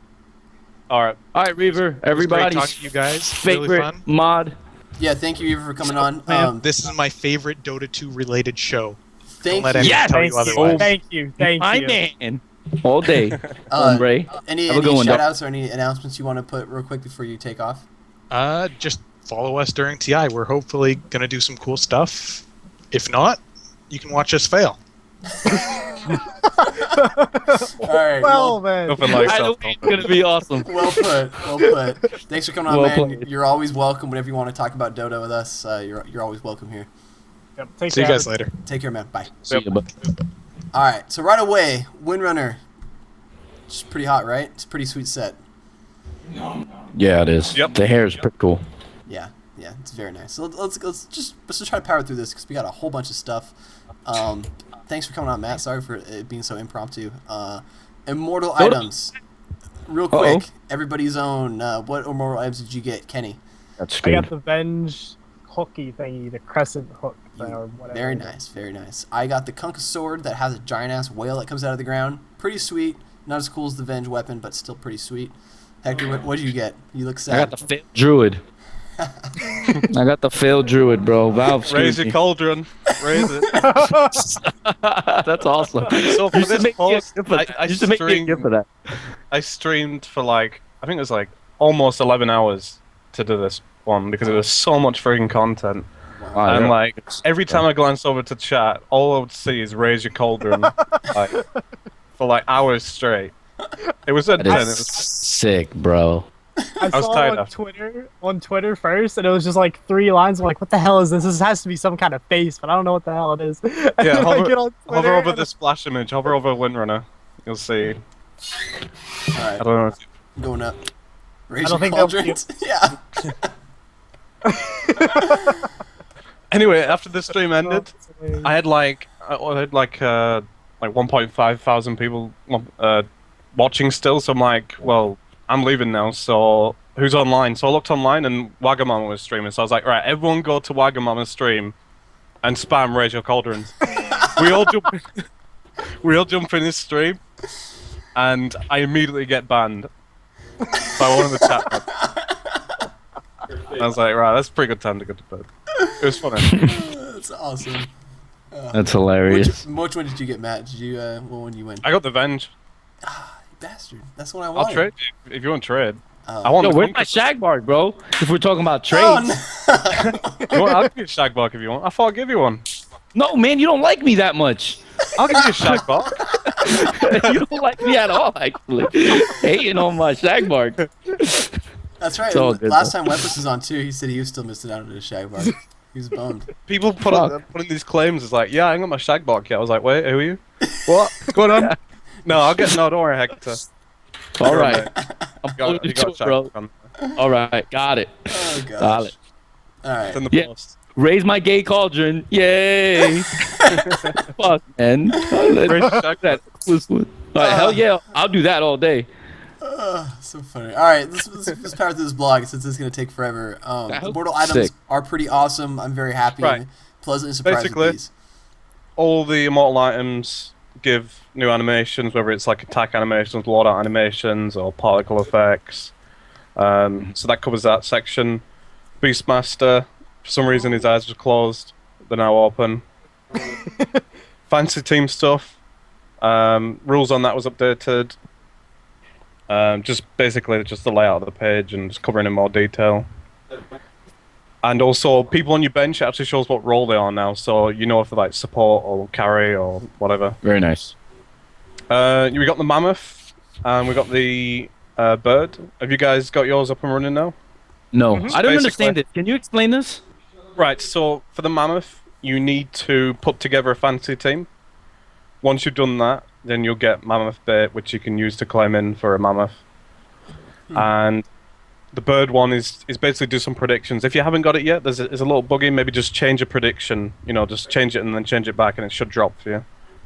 And then you go to your Smeevil, You right-click it, you do select style, and then you can unlock it through that dialogue there, or you can do it through the compendium. But yeah, just some logos. It's pretty sick. I'm doing that shit now. Cover that. Hell yeah. So yeah, I don't know. There has been a lot of focus on the immortal items. It seems like there's more focus on that than anything right now, even though TF is coming up and everything. But priorities. You think they're gonna change the lone druid or no? The lone druid, I got screwed. I can't say. It's like they're so busy right now with TF3. Like I don't know. Yeah. I'm sure. I don't even mind the cauldron. I picked up a cauldron, so I don't know. But the thing is, remember, you can't actually use it because when you go to bear form, you're like, you don't do anything. I think you don't see that's it. the main complaint. So they might just maybe put a pot on his head or something when he changes his druid form. Okay. I would friggin' love it if they did that. That would be awesome. I'd buy one. Sounds great. Pudge hook. Everyone likes Pudge. Yep. Pretty much. So new top one. Vengeful Spirit has a nice effect. Changes the Wave of Terror effect and a swap effect. Also change the magic missile as well. I don't know. I put that picture in there, but I think that's just a standard one. Okay. Maybe it's a slightly different color. I'll have to test it. Bunch of UI updates. Loadout page revamped. You got a lot more room, a bigger preview. Really helpful. In the lobby, you can swap team now with one button. Very useful for the tournament admins. If you're spectating on Dota TV, you can see the range of Observer and Sentry wards now when you click on them. Which actually is really nice. I like that a lot. Yeah, it's a nice feature. The best of 3, best of 5 indicators updated. They're a lot more clearer now because people would come in a Twitch chat and say, what's the score? And everyone's like, look at the stupid pips in the middle of the screen. So they're a bit clearer now. Because that was still confusing a lot of people. Courier icon, so now you know if it's sort of Dire Courier or Radiant Courier, just one of those little things. We got the International 2013 green border and background. So these will be kicking into action during TI3. You can still get the old one. I don't know if you guys knew, but doing the launch options, you used to be able to do Dash International, and that will get you the old blue one. That's now changed, so you do Dash International 2012, and you'll get the old one. Okay. Yeah, because I love that blue back then. Yeah, you can get that back. It's going to be the same like every year. So next year when it's like pink or something, we'll do Dash International 2004 pink edition. We'll whiz past the strings. There's not much to cover in there. Just some of the autograph stuff, which is again going to be an on-site event thing. Well, actually, there is one main thing to cover in there. So this year's international, you have multiple stations. So you got Station 0, which is basically just turn up at the event and watch the international. Your badge is going to log your visit. They're going to know if you're in the event or not. They're going to know how many matches you watch and if you go and visit the shop, it's probably going to be RFID or something or like and then QR like codes or location something? based. Yeah. So like Okay. if you rush past the secret shop, they'll know you've been there, and then that'll tick something off. But also that'll be mentioned cool. on here, there's going to be a workshop station. So you can Yes. have the likes of. I don't think we can say who's there yet. So there's going to be a station dedicated to workshops, contributors, and a voice actor station. So you get to meet some of the guys who voice the heroes in Dota 2. Really nice panels. More things to do at the main event besides watch Dota. Yeah, Yep. that would be really cool. And that dragon, sick with it. Everything's That's pretty blocked. awesome. Right, so TI3 chest is already here. It's already dropping in game. You can get keys for it now. It's got a bunch of stuff in there. Swords and axes and the usual. Main thing is your free international couriers. So last year you had Lockjaw. This year it's Trapjaw, like his arch nemesis brother or something. You have you said the Turtle Rider. Now you got the Fezzle Fees, the Magic Carpet Smoothle, who actually does fly in a magic carpet, and Oski the Art Dragon, which is like this year's Drodo. Okay. So those are the 3 international ones, and then as well you're gonna have ones for the merchandise and stuff like that. There's this lockless look box. Now basically, I'm pretty sure this is gonna be like it says it's called International Merch Gift, so it suggests that people buying merchandise at the event will get like one of these lock boxes to open. Then you got the main courier, so you can see they all get this really nice particle effect. It's like a green glow with like the swish around it, and you can see that in action there on the carpet one. Yeah, that's pretty nice looking. And then That looked like something. Oh man. yeah, they look really nice. And then you got your main courier pictures. All of them have their own effects on top of the international effect. And then you got the this year's shitty wizard, which is him on a donkey. I like this one better. Whoa! It's Is pretty that good. Gabe? Whoa! Shots fired. Time out. This is in the shots fired section. Hold on. Let me stop. And it has a rainbow trail. So it's Well, gonna that guy pretty- looks angry. He is pretty angry. He's gonna have rainbows coming out the donkey's off or something. I don't know. That's hilarious. Sounds great. That'll be last year we had the Sheet Wizard came with a t-shirt. That'll probably be a similar story. Okay. And then we have actual normal curries that got in this patch. So you have Blotto and Stick,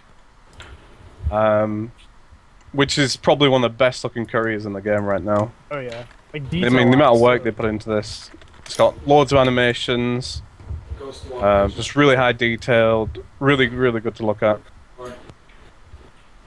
You got Tinkbot, which is this has been on the workshop for a fair while. I remember it being on there quite a while ago. I think he just didn't get around to doing the animations.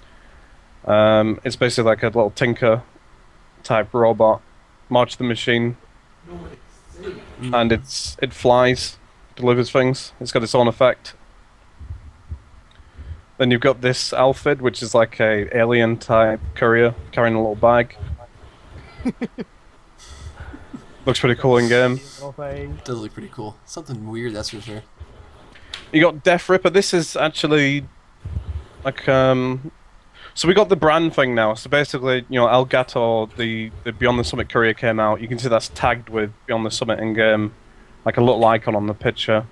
Same thing for the Navi courier. Same thing for the Navi Queen of Pain set. Well, this is to do with a company external to the game almost, for a game called War Machine, which I don't know too much about, if I'm being honest. But apparently this is going to be a unit in that game, and it's now in Dota.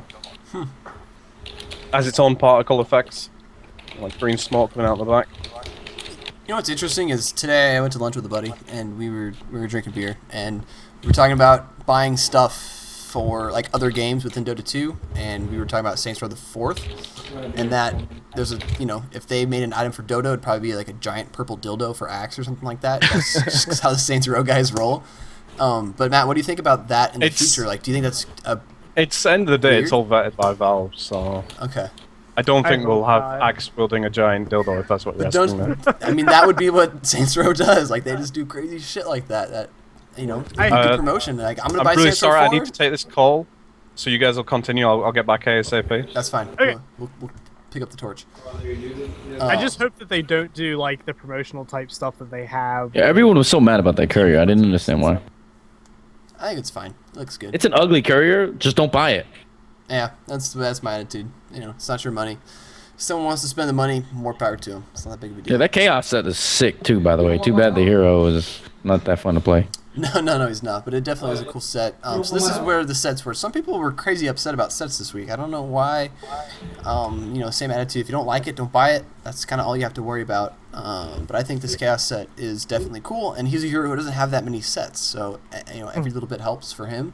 There's actually 2 sets here for him as well. I think the second one that is unreleased looks a lot better than the That looks first. pretty I think sick. they're both really cool looking though.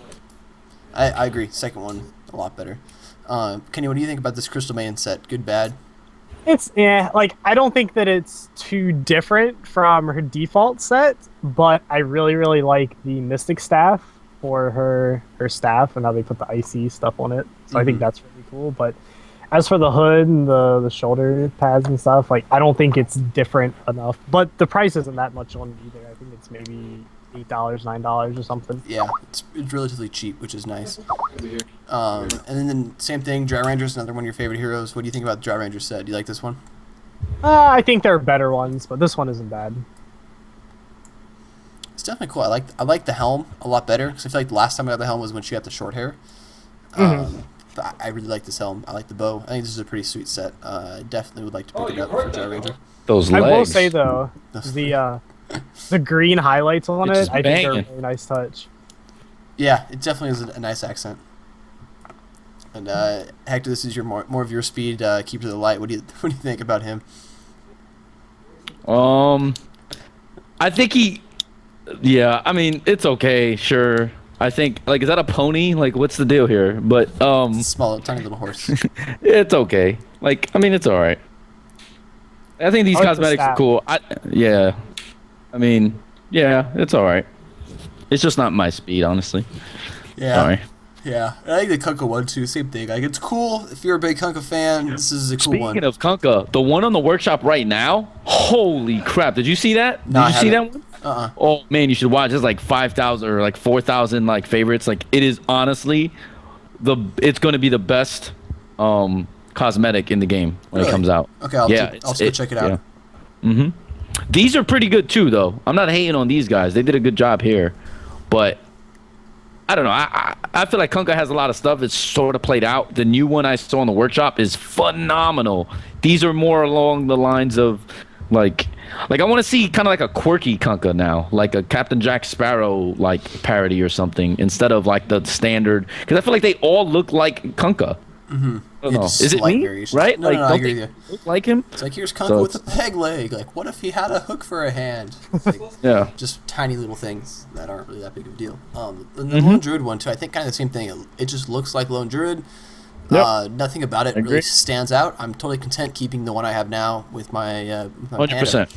All right, Exactly. man. I think Main thing about that laundry set, custom spirit rare, and Yeah, the yeah, first yeah. custom true form. Panda. Okay. And I think those make it completely worth it because the polar bear is just awesome, and then being able to have a matching spirit bear with your true form, like I think that's really cool. Because when you had the panda bear before, it was like, oh okay, well my other dude doesn't really change; they don't match each other. But this, they both fit the same style, they're themed the same Yeah. way, so I think that's really really cool.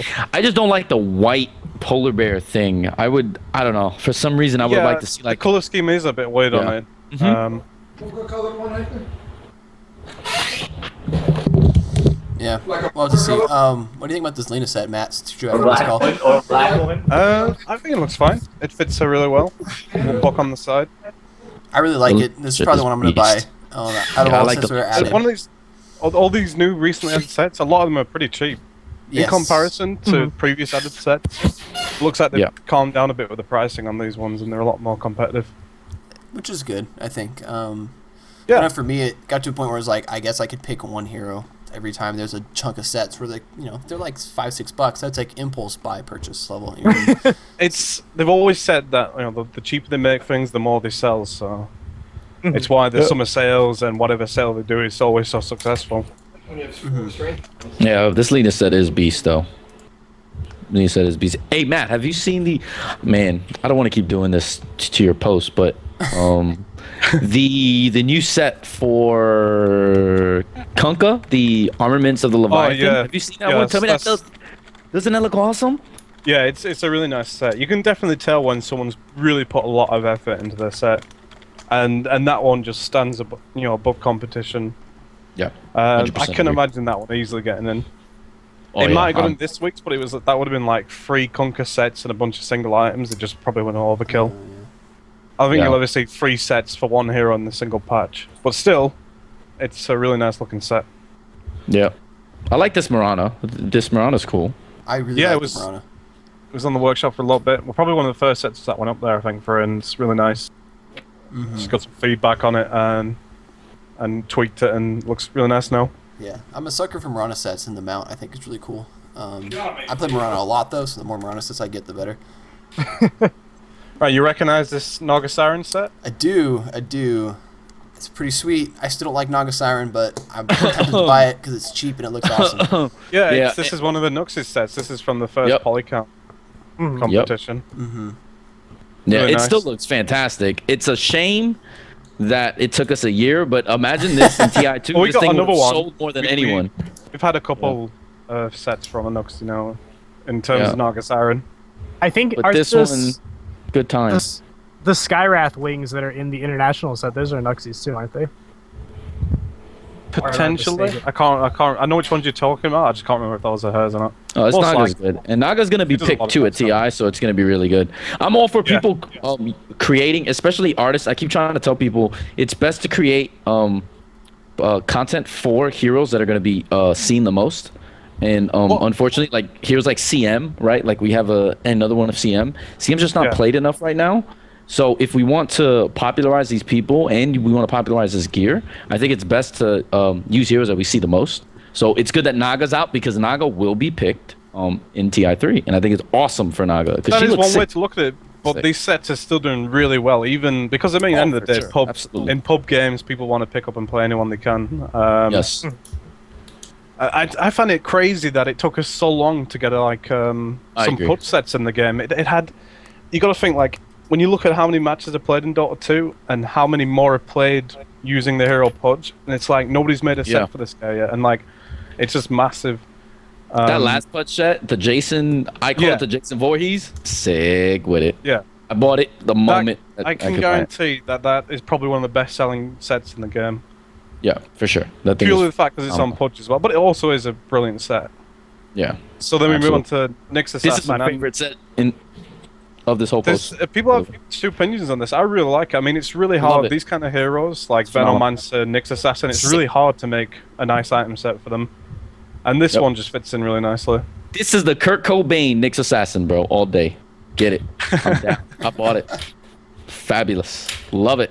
And the nice thing too, this is only like a $6 to $8 set too, I think. Oh, Yeah, yeah. they're all relatively cheap.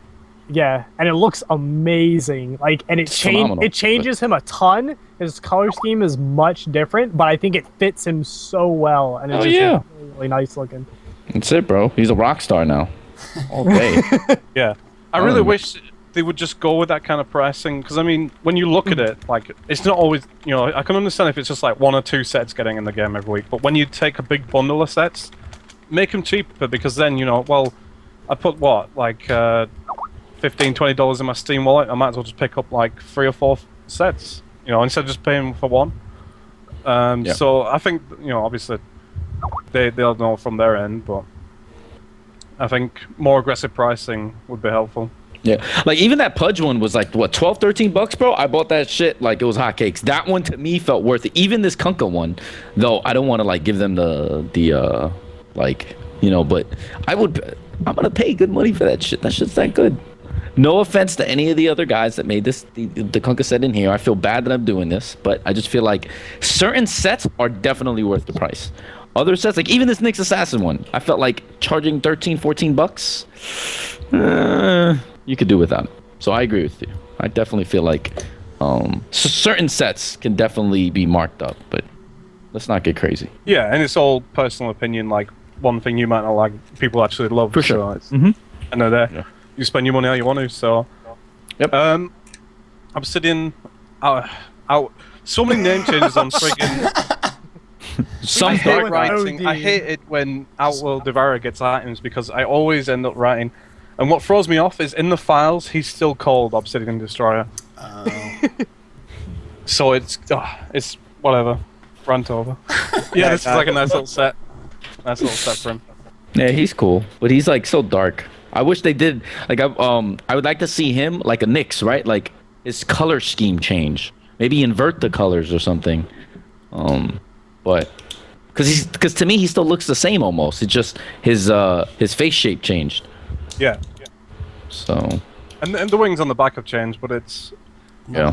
I mean, someone who plays a lot of Outworld Devourer, this set will probably screen to them. Yeah. So. And then we got the Navi In a set. bit. In a bit. I mean, what are your guys' opinions on this set?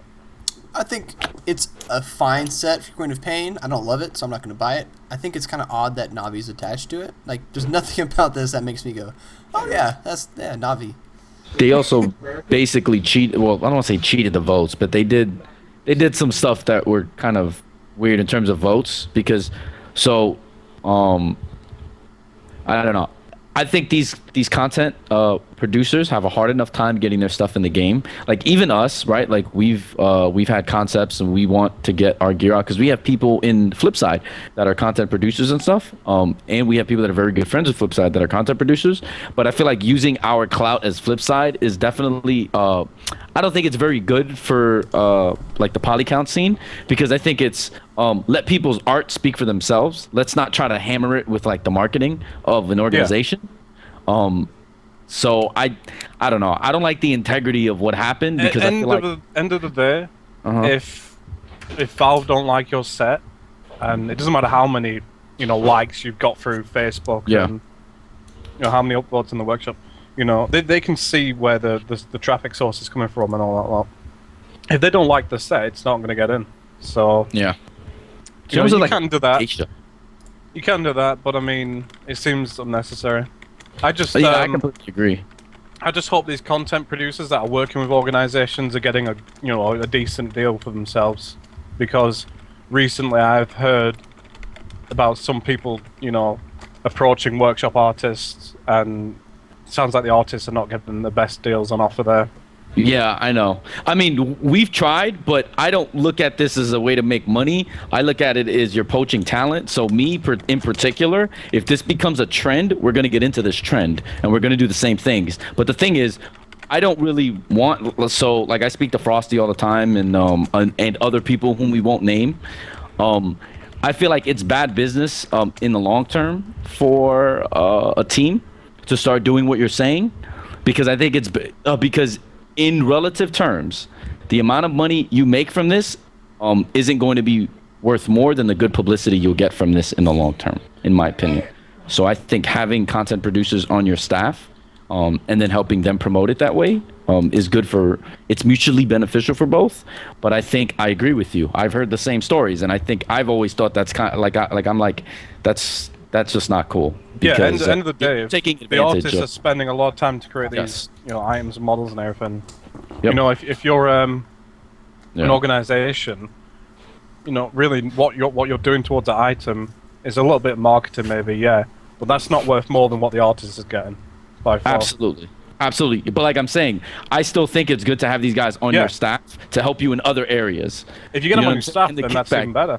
Yes, and then the kickback is, we're not going to take much from you in terms of your item sales, but what you can do? You can create, like I'll give you an example, right? This Navi set is going to sell. Why? Because it's Navi in the name and it's a good set. But guess what? The amount of marketing you get by having your name on the item, I think is worth more in the long term than the money you're going to get from that particular person for creating the art. Like, it's mutually beneficial. You promote someone's art, and then their art helps promote the organization. I think that's the better way to go about it than the scene going on. But the way Navi are doing it is their workshop items are tagged with Navi only. There's no workshop contributor on there, which is really wrong, I think. That's exactly what I mean. The artist is not pointed out in the in the item. Like, it just says like workshop submitted by Navi, which is really wrong, I believe. So. Yeah. It's the same thing with Lantis. So we have a very good production guy that creates these videos for Flipside, Matt, and I make it a case to say, listen, after the F3 intro, in the beginning and all the F3 stuff and our sponsor stuff, make sure to put your logo, your name out there. Everyone knows Lantis is a part of F3. I feel like that's definitely. I know. I didn't want to call him out like that, but yeah, you're basically saying what I'm saying. Yes, I think that was... Well, it needs to be done, because at the end of the day, if that artist is not on that page, they're not getting paid from Valve. So are they getting their work's worth? Yes. Yeah. No. I completely agree with you. I think it's unfair and unjust to the artist in particular, and I think it's a bad way to do business as an organization, in my opinion. And now we have no idea who's made that set. Exactly. And that's something Flipside will not do. That is just something I don't think is acceptable at all. Completely agree. So I'm glad you said it first, because I didn't want to be the asshole. rant over. Yeah. We'll move on to Ricky. Did we say we were going to do this quickly? I remember saying we It's okay. We got all day. So, a little Ricky set. If you play Ricky, you'll like it. I'm sorry, but that's like the same as the old one, right? It's the hood and the blades. Everything else is stock. Oh, That's okay. That's a really cheap set as well. Spectre. This is a really nice set. It You don't is. see a lot of An awesome Sweet. set. You should And purchase this this is set, another one that was cheaper too. and then you should go download the Bitch best fine. Spectre guide out there right now called "Spectre is a Pretty Scary Lady" by Finch. So I had a feeling it was going to be called something like that. so all of my guys are all roughly the same title. So we have a couple sets for Tempo Assassin. I'm at the international. These are really nice. No one cares about me. Yeah, very nice. What is Um, Almost. He's having a party. Oh. Tom's Oh, going yeah, man. crazy. Land party all day. Get at me. And then we have the Windrunner set, which was featured on the splash image. That one's super good. I like it. And then we move on to the single items. Now, some of these are in the international chest, and some are not released yet. So you have this little helmet for Alchemist. This is in the chest, but these prison ball chain things are not released yet. Axe is in the chest. Batrider hasn't been released yet. Chaos Knights is in the chest. Clinks is in the chest. Dox is in the chest. Juggernauts hasn't been released yet, that sword. Keeper of the Lights is in the chest. And these two Conquer items haven't been released. What do you think of this hat? I was wondering about the hat. Like, There's been what the hell so is much this? debate about this hat already, which is hilarious, because I love the hat. I don't know about you guys. It looks like you gave Marana wings for arms, and then she ate a lemon, and now she's sitting on Kunker's head. I kind of. Hey, Matt, have you played The Last of Us? Have you I've seen played the it, game of course, The but Last I of haven't, Us? I haven't played. No, I haven't played it yet. The CK helmet above this. Tell me that, or whoa. So Finch, tell me that does not look like a clicker. Where? Which helmet? Look at the CK that's above this. It's like right next to the Windrunner. It looks like a clicker from The Last of Us. I can't I'm find serious. it, but I'll take your word It's for up, it. up. It's up. It's north. All North the of the way up? page. No, it's just right above the Windrunner that you It's just on the passed. single items. There we go. Yeah, it kind of does. Right? Doesn't it look like Messed a up clicker? face. Yep. I always thought that was strange. I was like, what? I'll tell you Homage what, to I've The Last played of it. Us, which was a great game. If you haven't played it, Matt, you should play it. Yeah, no, I really want to recognize. play it. All right, so Kunka Helm though. What do you think? I don't like it, but it's also if you don't like it, don't buy it. I don't know. Yes, agreed. Same. There's actually a Nerf Now comic already about that hat. You should go look at it. That was quick. Shout out to Nerf Now. It's a funny comic. Yeah, it was really quick. And then you got Conquer's Sword, the immortal item. We've already covered that. Now this is one item I do really love for Nature's Prophet. A new type of treant, which is, we haven't had a new treant in ages. And this turns it into a flowering treant, which looks really nice in game. Oh no, they stunned me. Really good. And it will have an in-game effect as No well. way. Did you see that? This is definitely one I'm gonna pick And up. I mean, The Scythe of Ice now has a particle effect. By a fucking neutral creeper. You foresaw that too? oh, Tom Seven comes. I'll be quiet. This is DreamHack Miami. DreamHack Miami up in the piece. And then there's a Dagon for Nyx, because, yeah, sure, why not? Yeah, it's Nyx. It actually fits really well with his armor style. Yeah. Yeah, it looks cool. And then a Puck item. Are you Yeah. over the moon for this? Yeah, I'm gonna buy it. I'll be the first one in line. Even if it involves you buying Puck wings at TI3? Yeah, I don't care what it is. Wear it. It's gonna It happen. doesn't care. I just want a puck item. So excited. Well, that's the item. You're pretty close to it. Yeah, it's sweet though. I mean, what else are you gonna do to Puck? She's already pretty awesome. So, I mean, just maybe we can make her better. No, that's PC. And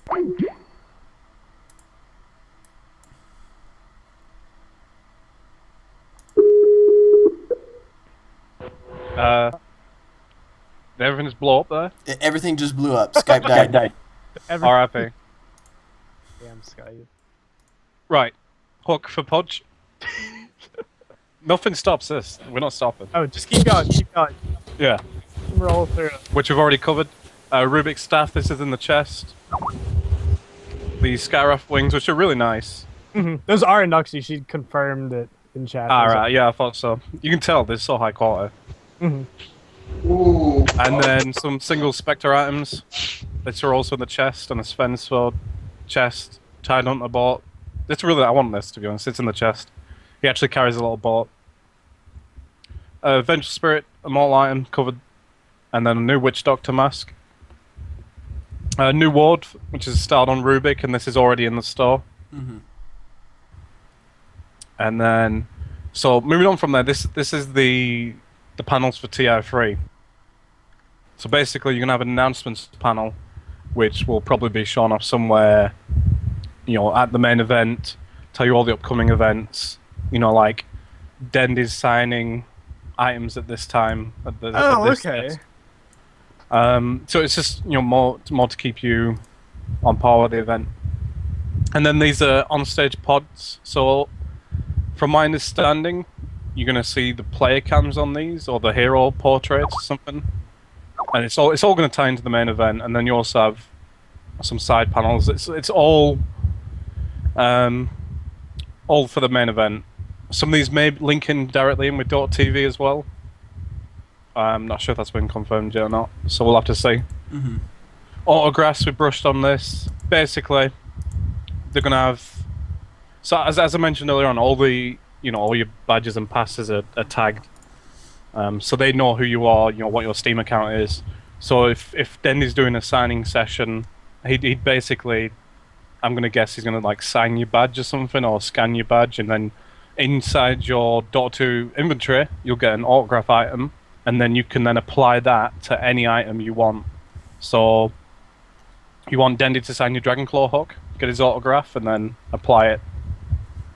Oh, that's awesome. That's a good idea. I'll be doing that. And then you sell it for like $300 on the market. Like a bajillion dollars. Yep. Like so. Some more tutorial maps. So they're expanding on the last hit training. They're going to do an introduction map, basically saying, look, you got to last hit, you got to deny. A slow introduction with last hit helpers, indicators are helping you. And then following on from that, you'll actually get a practice map where you can just set it up yourself. So do you want to do, top lane, middle lane, bottom lane? Do you want the helper on or off? What's your high score? What's your percentage of your last hit rate? It's going to be good. I mean, the practice is going to be really helpful for not just new players, but anyone, anyone really. Yeah. Whether it's pro, medium, intermediate, or whatever. You can always practice your last hits and try and get better. And then confirmation that we're going to get custom game modes. This has now been worked on. This first one is basically a holdout game mode. It seems like a horde mode.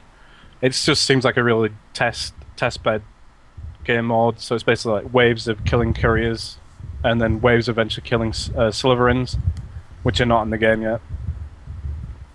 Okay. But it's a nice sign. Go on. Yeah, because there used to be all kinds of custom games with the Dota heroes back in Warcraft 3, where you'd have like bosses and stuff that you fight. So.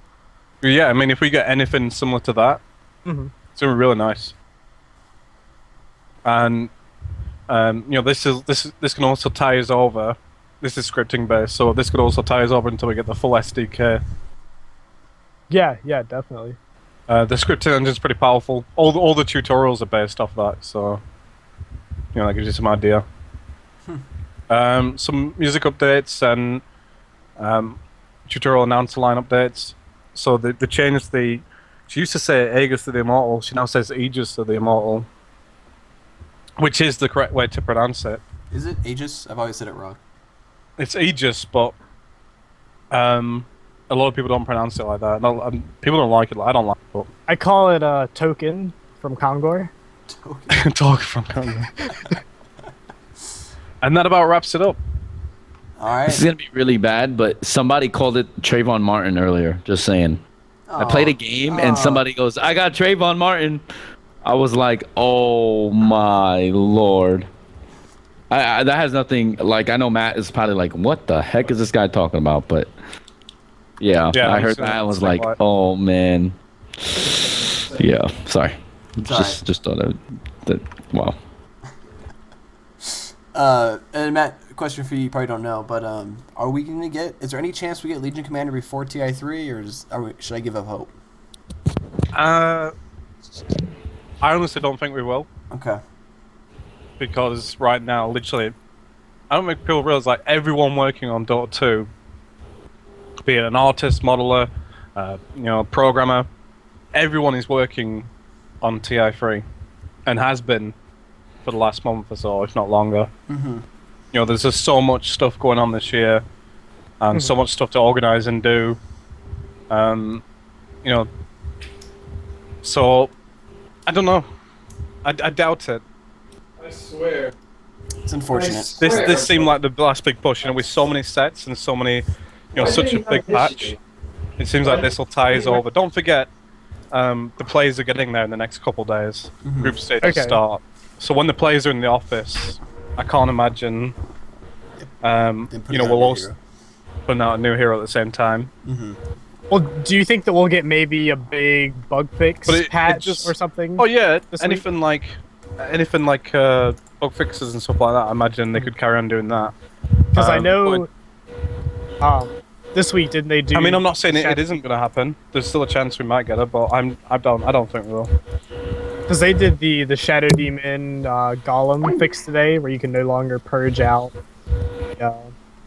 Yeah, if The column. it's like anything, like someone put together a bar chart showing off like how many bugs have been fixed in this time period, and it's like, well, a bug can range from like this will take me an hour to fix to like this is going to take me days to fix. Like you can't put a time scale on stuff like that. So I don't know. Even if we don't get it, it doesn't matter, because then it means that we'll get it nice and fast straight after TO3. So either way, there's going to be some kind of waiting period in there. And we did get Abaddon recently, so it's not like we haven't had a hero in a while. And the whole necessary need for heroes every week is just unrealistic, and it's just not going to happen.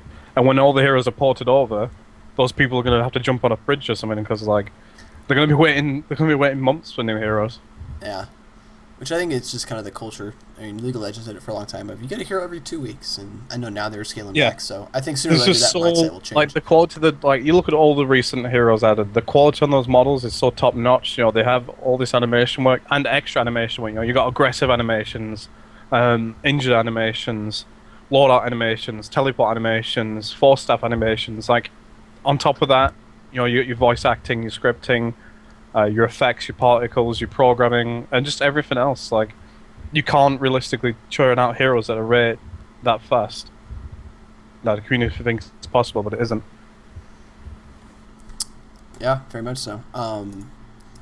Thank you for doing the awesome long blog post with a whole bunch of stuff. Yeah. You're right, that was a big one. That was a fatty, as some people like to say. I think we got 2 people who want to jump in real fast. We're gonna put them on the spot, and just might as well make it a party, because Keep growing and I mean, growing. next week we'll have a show next week, but I'm not going to guarantee a bunch of people, because obviously most people will be watching TI3. So let's start off with Senor Travis. It's going to screw up the overlay too, by the way. So my apologies for that.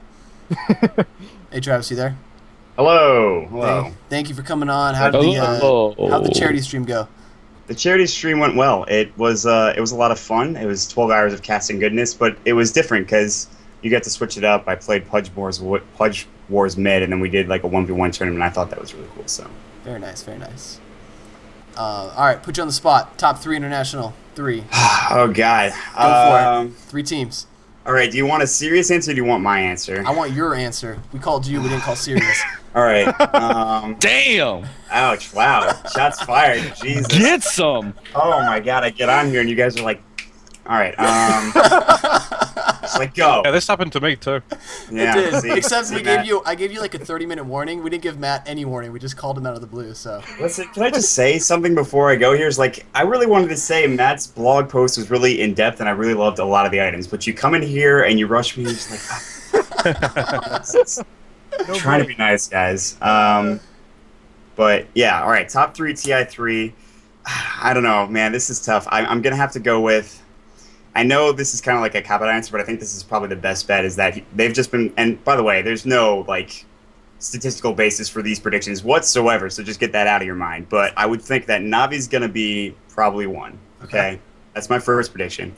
Now my answer is Team Liquid's 2. Okay, but I really enjoy American Dota. And I think Team Liquid's just they're playing okay, but I think they can come back around. And then I think that, I've talked to John about this before, and he's going to hate me for choosing this team over Rattlesnake. But I'm going to have to go with Team DK, just as kind of like the wild card. I think a lot of people aren't expecting DK to do that well this time around. And I just think they've got Burning. I mean, is there anything else you need besides Burning? Yep, And that's all you need. Just give them a carry that can farm and enjoy the rest of the game. That's right. All right. I like those picks. Those are good picks. Your fantasy team. Oh God! All right, I have to open up Dota. All right. It's gonna take me 2 seconds. All right, 2 seconds. While I'm taking those 2 seconds, I got my Ninja Prophet shirt. I'm really excited about that. I want to give a shout out to Mama and Papa. That's right. And Furion. And definitely Furion. Not my parents so much. Not my parents. Holla, holla. That's right. Get Dala. All right. Look. Let me get my compendium open here. Just like I have what to. you need to do. I really hope at this year's TI we get loads of nice banners again. God, I love those banners. We had some awesome banners at TI too. All right, here we go. Here is my TI team. All right. Like I said, carry, Burning. All right, that's my first carry. Second carry is Black. My solo laner, Dendy. My support is Puppy, and my other support is IX Mike. And then my bench is Fluff, Aki, and Korok. So yeah, clearly, I mean, I'm kind of a little bit of a Navi, Liquid, I guess just a lot of Western Dota. Because that's what I watch the most. Like I don't want to seem like a homer or anything, but Western Dota I think is something that I watch a lot more than Eastern Dota. Of course, I watch the TI3 East qualifiers, but I'm not going to be unapologetic about it. So yeah, that's it. All right, very nice, very nice. I like it. I was gonna try to fix the overlay, but it's not a fix. I was gonna say I would just take the Skype window, Okay. just make the Skype window the the overlay. All right, we can do that. Yep. That's what I do for things like this. I mean, God, I hate messing with Skype in the middle of a show. It's just like Awful. the worst thing. Just the never, worst. It just never works. All right, next person's coming in. Corgi. Oh. Hello. Hello. All right, Nuxie. Top 3 TI3. Pick your teams. Oh, I got them in my tournament predictions. Tournament winner, Navi. Quantic and Fnatic, because I'm Fnatic fangirl. All right, I like the Fnatic pick. You're the first one to pick Fnatic. And you're the first one to pick Quantic too. A lot of people say Navi. I like one, Quantic. Yeah, I like Quantic too. They're fun to watch. Yeah. Yeah, I think Navi is everybody's number one all across the board. It seems like that's the go-to pick. And it's not like a homer pick. Like it's not like, oh, we're all fanboys. It legitimately is because not only the experience, but they're playing the best right now. Like you could, they're arguably the favorites at the moment. So I mean, I would love to see someone new pick up the title, but Navi just so strong recently. I agree. yeah, no, I mean I'm a Yankee fan, so I'm down with the Dark Empire like all day. The dark. That's it. I'm down with Navi. That's it. And then I'd love to see a Quantic upset or something really cool. Yes, I would love that. I think You know what I'd like to see? I'd like to see a flip side upset. What, just come out of nowhere, just manage to show up and pretend there's somebody else to play the games? That'd be great. Sneak into a booth. Next up we have Navi versus Flipside. What? Why are they here? I guess roll with it. Just roll with it. But Alexia, how's your day going? Are you doing well? Yeah, I just started, so I just woke up, turned on the stream, and you guys are on, so I was like, yay. Awesome. Good life. Very nice, very nice. And then your fantasy team. And you said you I've had got two. I've got two. I've got That's team fine. onesies and swag bag. So I'll go team onesies. Swag back, Let's represent. hear both of them. It's a great team name. Captain's Silent, Voss, Ice, Ake, and Chuan. And then benches like Kuroki, IX Mike, and Dendi. Okay. And then swag bags got Sylar, Silent, Admiral Bulldog, Winter, No Tail, because I like No Tail. And then QQQ, Dendy, and Bucking Mad as bench. Very nice, very nice. I like your teams. I like how they're different than everybody else's.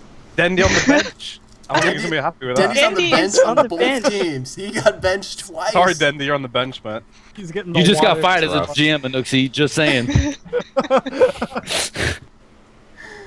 I do like you put Ice Ice Ice. He though. deserves to be on the bench anyway after what he did. Yeah. This. I really like Ice Ice Ice.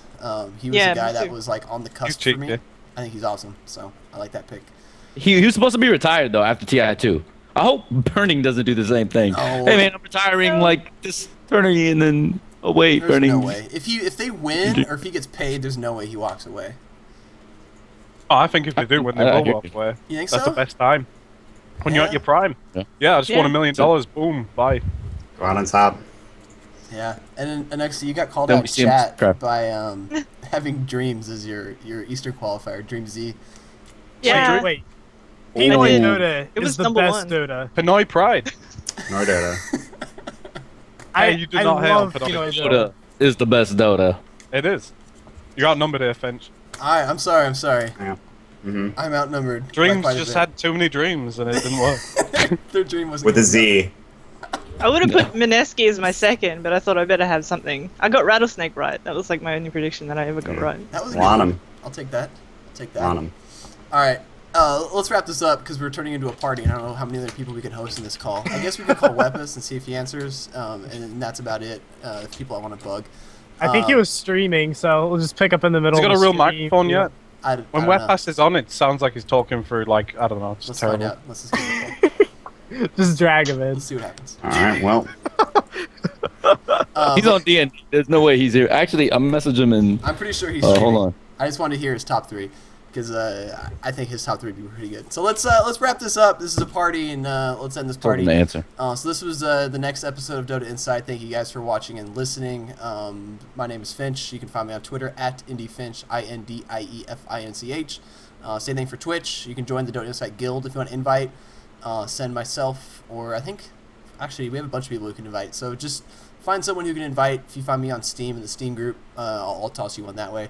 Whatever works best. And then we'll have info as far as Tweaked Audio sponsorship next week. But you should check them out, and we'll get you guys a coupon code. If you're listening to this later in the week, it might be live by then. The coupon code is going to be DOTA, D-O-T-A, obviously. And, you get 33% off of Tweaked Audio's products, which are absolutely amazing headphones. I'm using them right now. They're top notch, most comfortable. If they break, they send you a new pair, no problem, no questions asked. If you lose suction cups for them, those little like suction cup things right here. If you lose those, you send them an email and you say, hey, I need a new one. They send you a package, no shipping, no charge. They're just super awesome. So we'll have a formal code from them next week, and you guys can purchase product from them. And that is about it. Also, if you want coaching by me, Dota Insight. Actually, not by me. You can go to flipsidetactics.com to find coaching by me, as well as Dota for Dummies on the Flipside Tactics YouTube. And that is it for me. Kenny, why don't you go next? Just Dota again is spelled D-O-T-A for anybody who may want to use that Spelling code. lessons. Spelling No, lessons. it's not Dodo. Dodo. I was called Volvo, please fix. So you guys can find me on Twitter. I am at Loud Metal Gaming if you want to follow me and listen to my rants on all that kind of stuff. I'd like to thank Princess Peach or Glitter Boots in chat. She gave me a bunch of cards. I'm trying to complete my compendium Lucky collection. person. So thank you very much for that. And also, anybody else who's trying to do that, there is now a bot that will swap cards with you one-to-one. I think you can do multiple cards at a time as well if you're trying to get different cards or if you have dupes that you want to trade off. And I don't have the exact info for it, but if you do some digging around, I'm sure you can find it. It just takes a while because if you join queue, you'll usually be like 1,500, 1,600 in queue. So it takes a while, but it works. It's a good system. Yeah, And, there's a link to that on my Twitter profile. Oh, okay, okay. It's a really nice spot. I have to and take I've had- advantage of that. I've had friends that have used it and it's worked fine. Just my one friend, he'd waited in queue for like 4 hours and then realized he didn't have any cards that he could trade because he used them all. And so yeah, make sure that you have cards that you want to trade in your inventory before you go with it.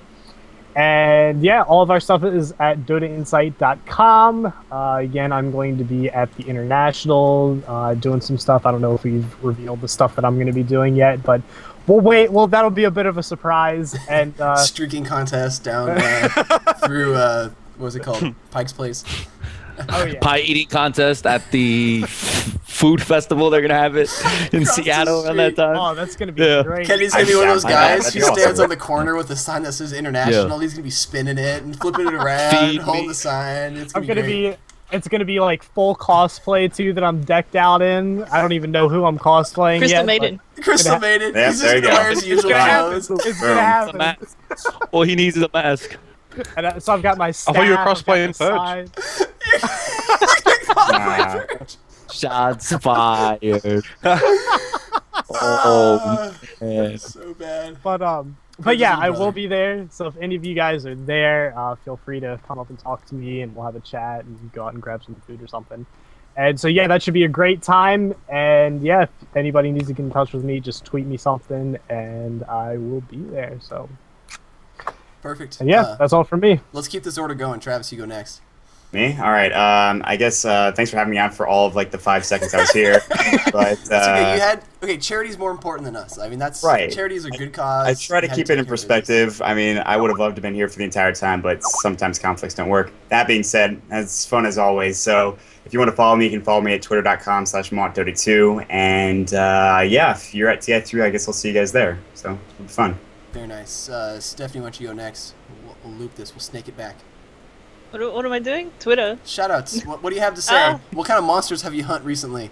I haven't played Monster Hunter. I've been haven't just either. playing Dota and FTL, and that's about it. FTL's pretty great.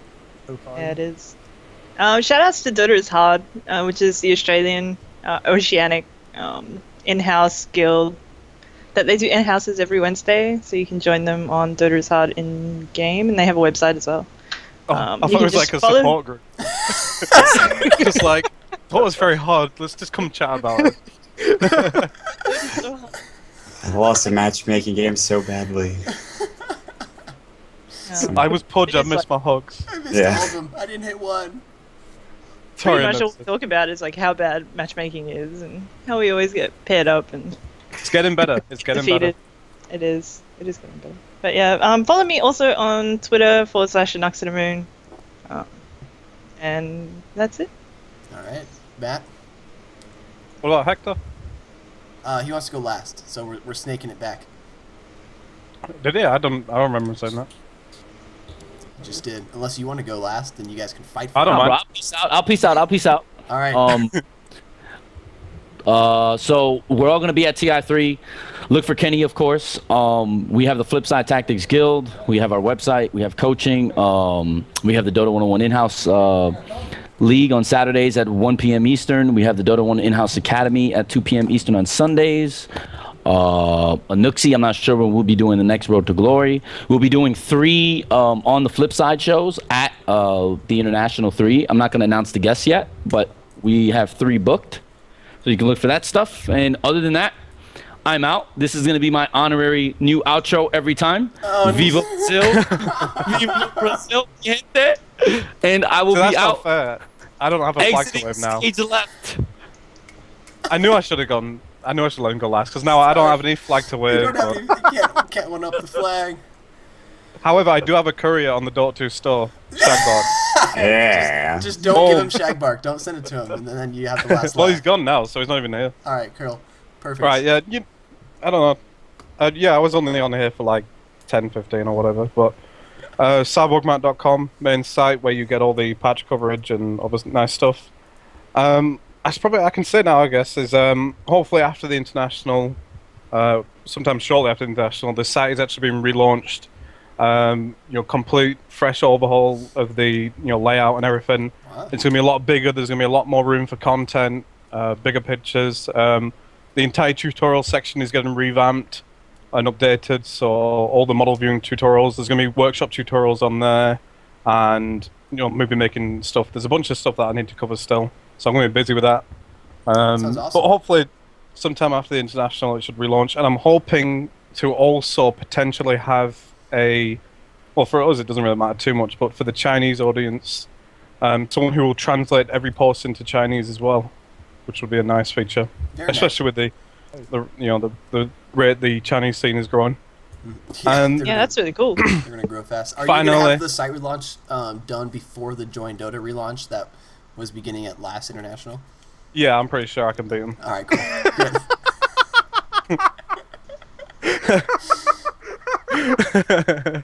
That was you. That wasn't me. That was you. Anyway, that's fine. I never. Twitter- Ouch. They were talking about Twitter.com/cybermatt. I do use it a lot. Do tweet a lot. I just put pictures up there of the international couriers in action, so you always see little snippets on there and maybe miss out on some things. And Twitch TV/cybermatt. That's about it. Cheers, guys. Very nice. Thanks for coming on, everybody. Thanks for watching. Thanks for listening.